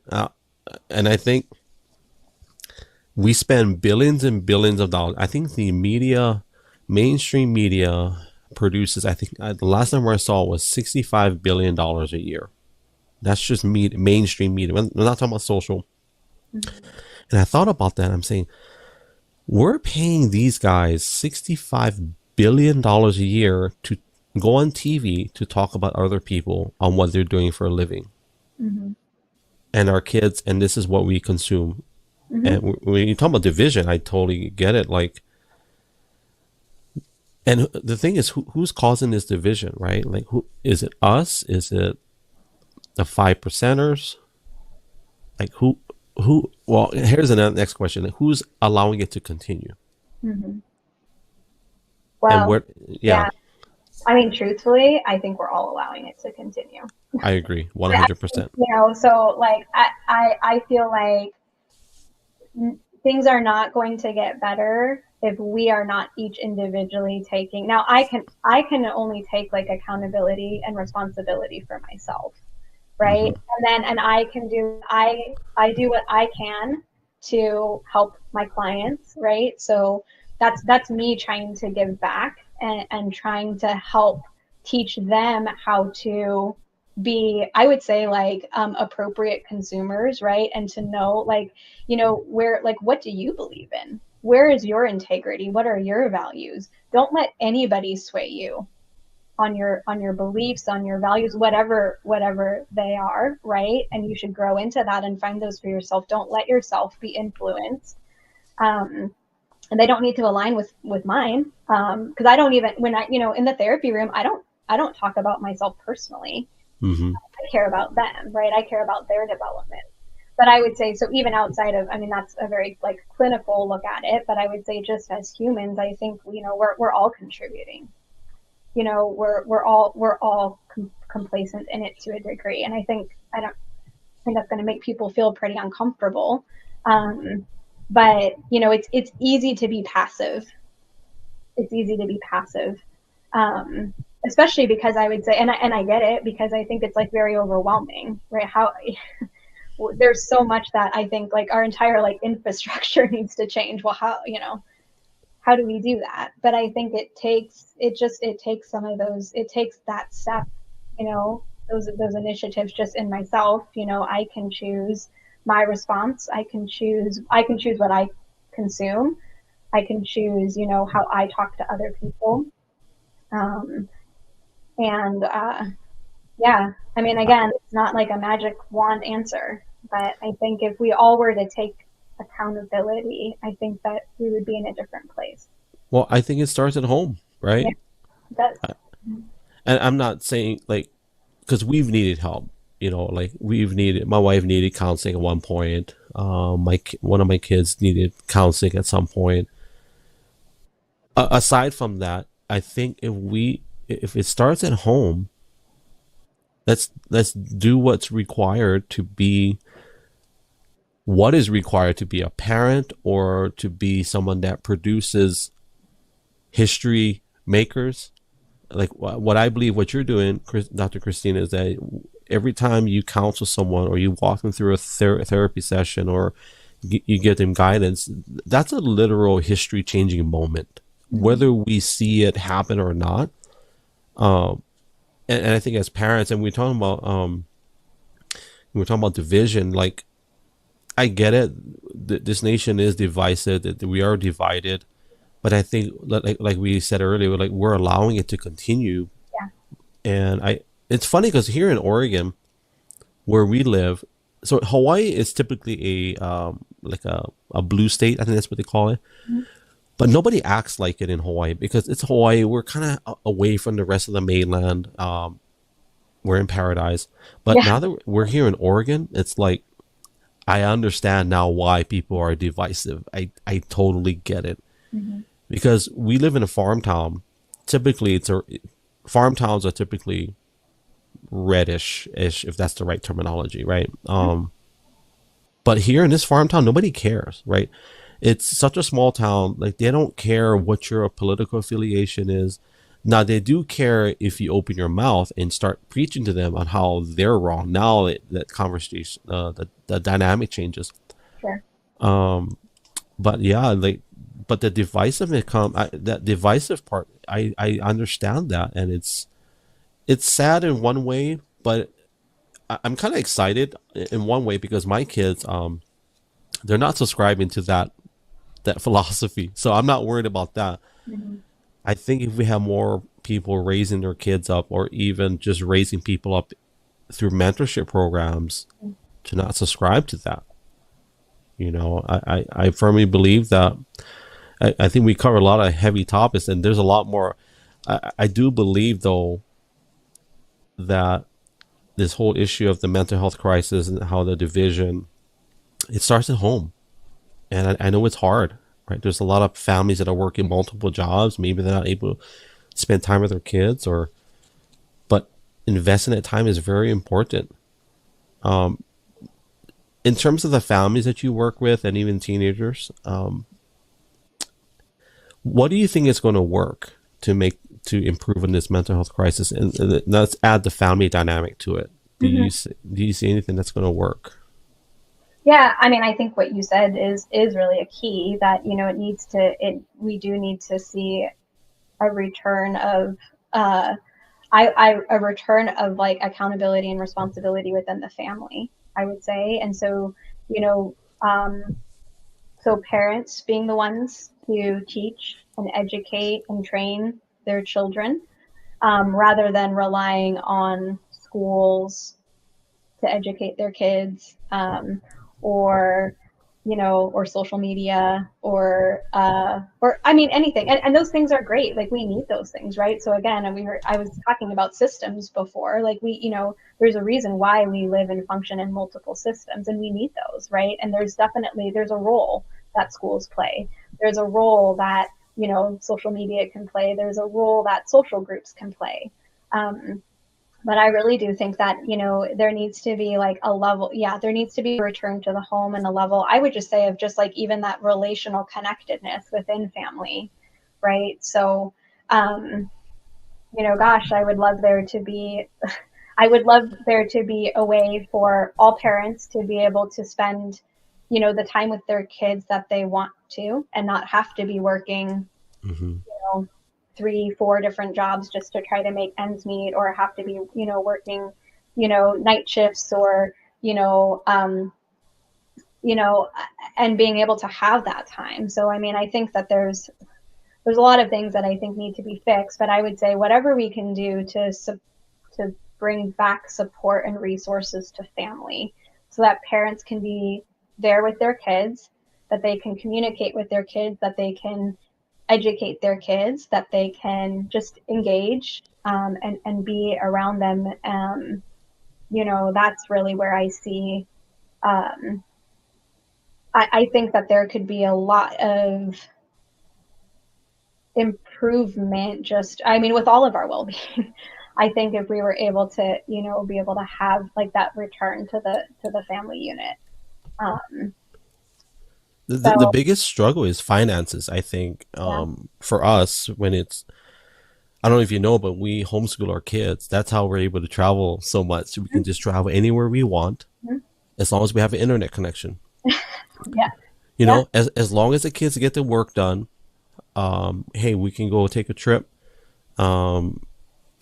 But the issue comes always with finances. But I don't think it's even just that. A lot of it too is what we were sold generationally, right? We were sold that mom and dad needs to go to work. Mom does her professional job. Dad does his professional job, so they can get the BMW and Mercedes in the garage and a boat outside, and they have the log cabin on the beach, or not beach, but the lake, and we take the vacation every year. It's hard to give that up. And when we decided to homeschool our kids, like we had one less income.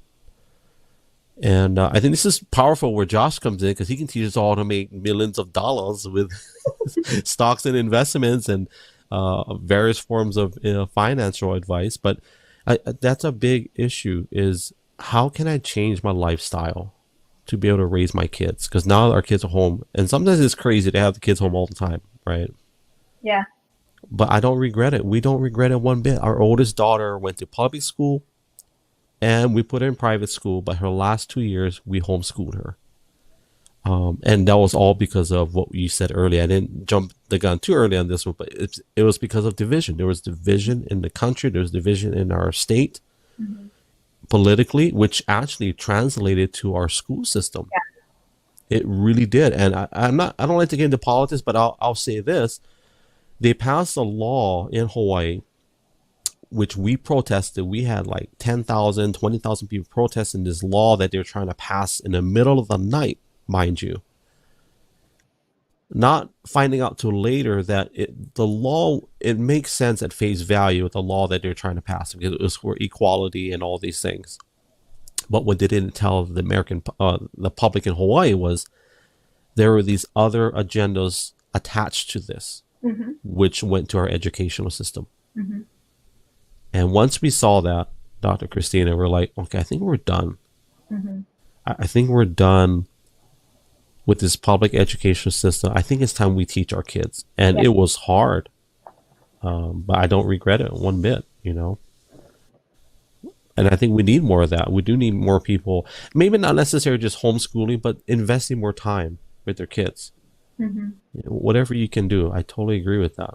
Sure. And then accessibility to be able to do that, right? So can we get this country to a place where people have where people would have the option? I have the option to homeschool or to at least do like what do they call it? Like a co-op, right? Where there's maybe like, you know, people are taking turns and like there's, you know, so it's not necessarily that the parents are the ones that have to be like home and like with their kids, right? You know, 24/7, but yeah, I think, you know, that's just where like I think, you know, the resources and support need to go back to the family, and towards supporting the parents, you know. And I try to, I mean, so, you know, my clinical work is again predominantly with kids and teens, but I involve parents very heavily most of the time where it's appropriate to do so. I certainly, you know, there's definitely a level of appropriateness of giving, you know, my kids and teens their space, and, you know, they can, because sometimes, you know, they have conflict with their parents, so they want to be able to have a private space to be able to talk about that where it's not going to get back to their parents, right? So I do have, you know, patient confidentiality even with my minor clients, but I do a lot of parent coaching and parent education, and I will tell you that like I have I mean, I have very, very rarely, I could count probably on one hand or less the number of like a negative impact that that has had, or a negative interaction or response that I've gotten from a parent. You know, generally they're very, they're wanting to know what to do to help. They don't know what to do. And so, you know, being able to, you know, whether that be through coaching, but also being able to offer resources, right? Like, is there some, you know, is there a support group? Are there, you know, are there tools, you know, are there books? Are there, you know, podcasts? Are there, you know, I think like what can we do just to support, to bring that support back to parents, and not just be not just be pointing the finger at parents, Mhm. right? Or blaming parents for everything, right? Because I mean, just from a psychological standpoint, if you're pointing the finger at somebody, I mean, that's automatically going to get somebody on the defense, Yeah. which is not an appropriate way to handle conflict, right? So, yeah. So when we homeschooled, and we had to, my wife, she'll tell you, just to get the resources and learning about co-ops, we found out there's two things that we found out. Number one, when my daughter went to college, the college they didn't care about the high school diploma. It wasn't a requirement. They didn't need to see the diploma. They just wanted to make sure that she would be a good fit. She passed of course she did her SATs, PSAT, but they didn't care about the diploma. It wasn't even required for if you want to furnish a transcript, you can, but that really doesn't tell the college everything, because really what they want is, did they pass the entrance exam, are the scores high enough? That's what they care about, the scores. That's the first thing we learned about college, or I'm not sure if all colleges are like that. And then the second thing we learned was there's not a lot of support from a state level. Part of our belief is that they don't want people to homeschool their kids. That's just our personal belief. We don't feel that they want, because they make it very difficult.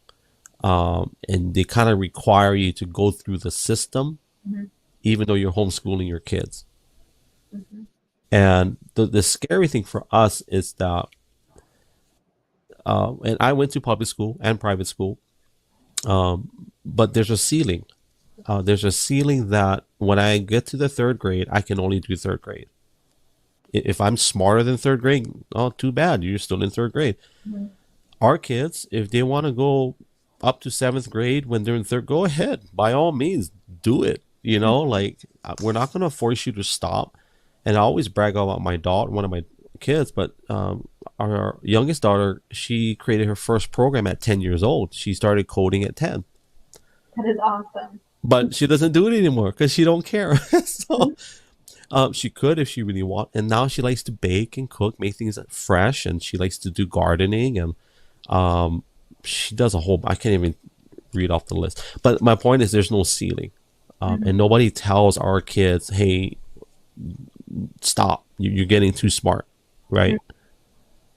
And there's no control. Like my wife put it up. Our state, actually, she's very right. The state did want control for whatever. I don't know the political aspect of it, but from a mental perspective, I totally understand it. Yeah. Now, I didn't. In terms of, we're going way back to the beginning when I asked you about, well, why did you choose children and teens? Do you babysit now at this age? Do you have anybody that you, any nieces, nephews, neighbor kids that you babysit or take care of? No, I don't do. I do have nieces and nephews, but I don't really do babysitting. I'm busy. I'm busy working now. I'm sure.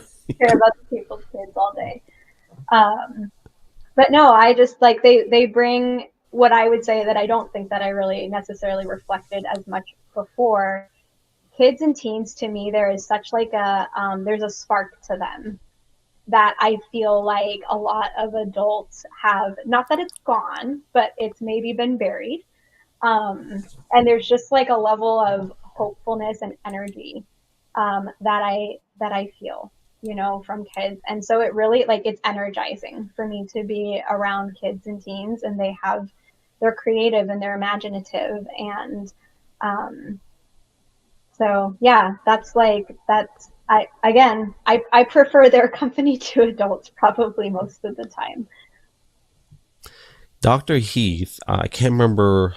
I know he's been practicing for 40 years. Dr. John, close to 40 years. Dr. John went into the area of, drug addiction and in that area. Dr. Heath is, he's done it all from educating.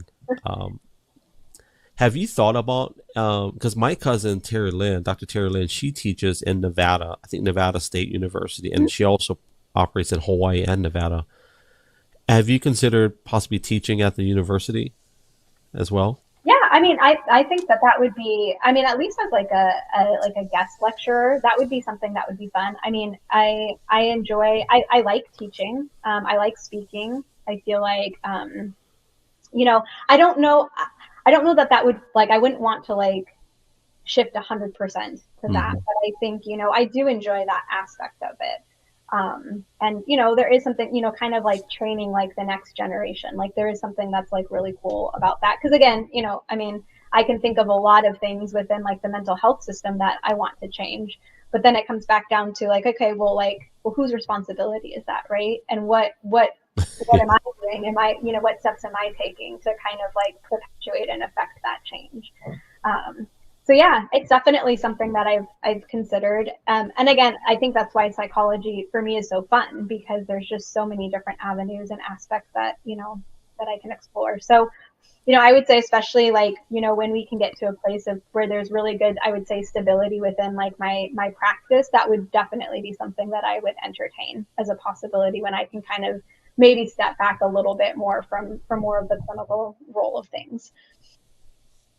Well, I'll say this: we're gonna come in for the landing, but I wanted to touch up on the area of your creative side. I hope you do a podcast, because I would subscribe to that channel, because we're talking about social media, right? Where we're so glued to our screens, and I love doing this. I love learning. I'm taking notes, Dr. Christina. I can show you my desk. I've got so I do colors. You can't see that. And I got pink and I got yellow. Now the trick is, I'm gonna use a clinical term. Is there a carryover? Have you heard that term? Yeah. Is there going to be a carryover from today to tomorrow for me? So I got to figure out what I'm going to do with all these notes. But in the area of content creation, and the podcasting, I love it, because I can be. I was cutting grass the other day and I had a podcast playing. I don't have to necessarily watch it per se. I can just listen to it. But this long form conversation, I hope you do it, because we need more conversation where there's no boundaries, there's no time limits, except what's set, by us, and where people can just share and talk freely and be honest about what's really going on. And in the area of mental health and psychology, we need more of that. I don't think it's a mistake that you're my fourth guest that is a clinical psychologist. Yeah. There's something fishy going on here. I don't know what it is, but I'm not going to go to school and get my degree in no, that's not what I'm saying. Forget that. But well, you said it works by osmosis, right? So exactly. You become a little bit more of a psychologist every time that you get to interview one. You know what? I learn a lot. I didn't learn so much from Dr. Heath. Dr. Heath, yeah, he's all right, but Dr. Heath was very interesting. Of course, my cousin, Dr. Terry Lynn, she was more of a personal thing. That was more like I got my own therapy, but I did it online, right? So, but I hope you do a podcast. I think that'll be meaningful, and I'll be your greatest supporter. And of course, any tips and best practice. I'm not the best. I just like turning on the camera and talking. With your book. Just remember now, when you hit that millions of dollars, I want 1%. Sounds good. Good. It's on the recording. Anything before we do rapid fire? Anything on your heart before we do rapid fire? I would just really like to thank you for the time. This has been really fun for me. I'm looking at the time, like how long we've been going, and I'm like, oh, it does not, like, I don't feel like you did not grill me with questions. Like it was an interview, but it didn't feel like it didn't feel like an interview. It just felt like I think you had mentioned like the phrase like a fireside chat. Yeah. I just really appreciate I appreciate you, and I appreciate just your energy and your demeanor that you bring to this. It just made it be a really fun conversation. I feel like, it was probably, hopefully people could track along because we went off on so many different tangents, but that's the way that my brain works. So I thought it was great. But I really appreciate this opportunity. It was just really genuinely very fun for me to get to be a part. So I feel honored to be on here. Thank you so much for allowing me this opportunity. Well, I appreciate you. I like going around in circles. So my wife is like, honey, stay on.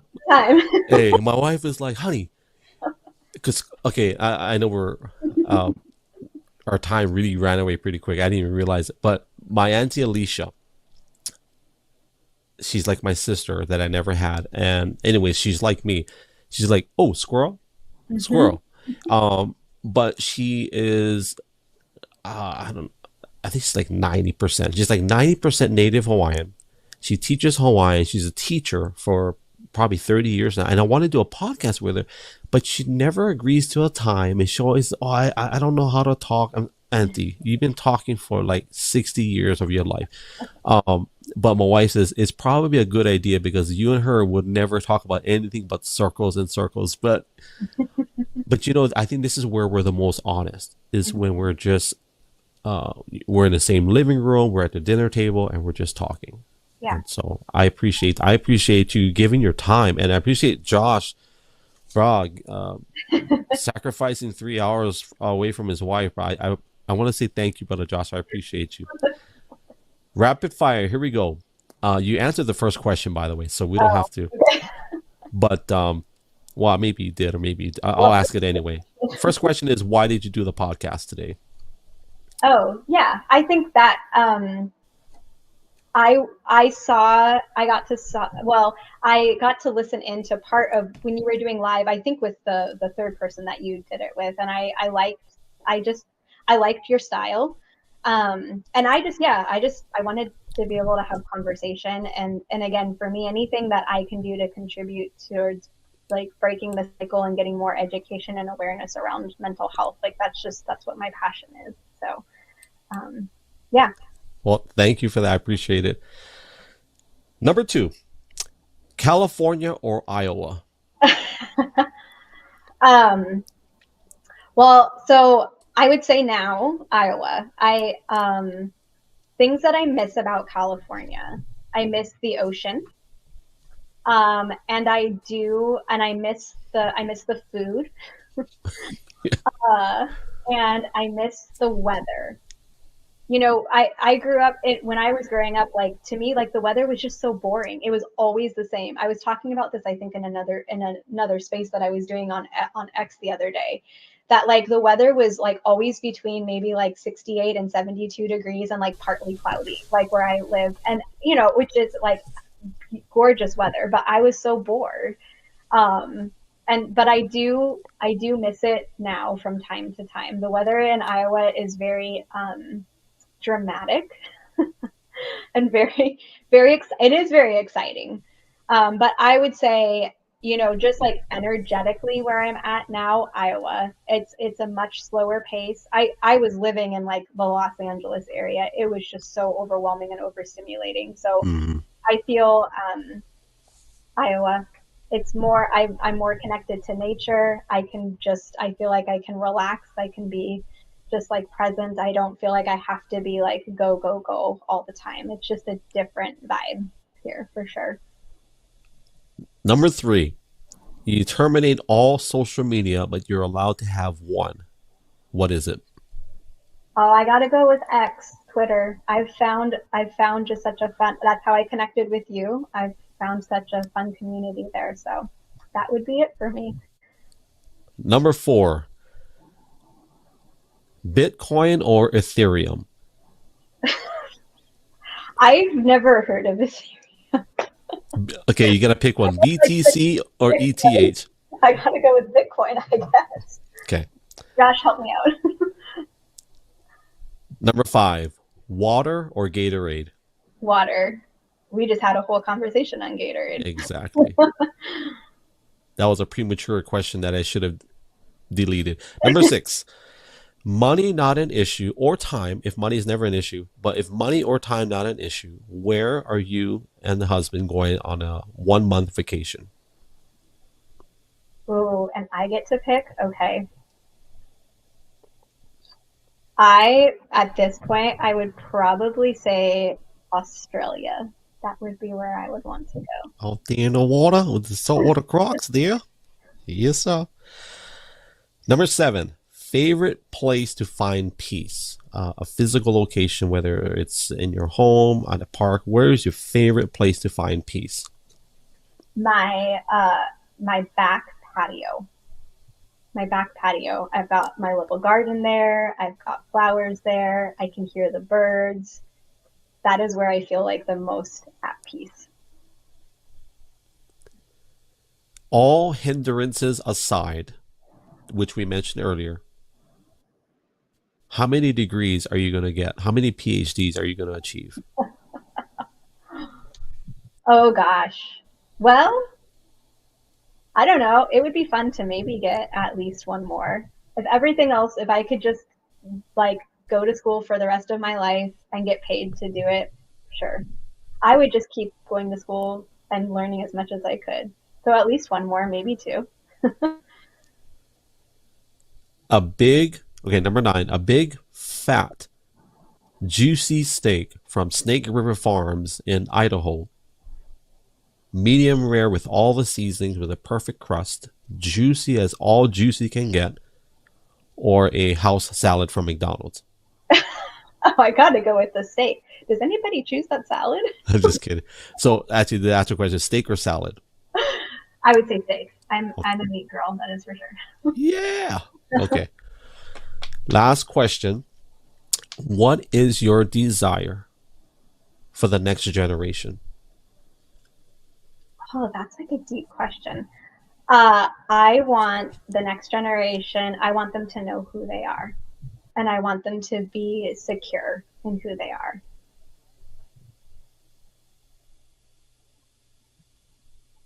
That's like a missile that hit the bunker in like Afghanistan. We're just waiting for it to explode. And I think you're spot on. To know who they are is identity. Yeah. For sure.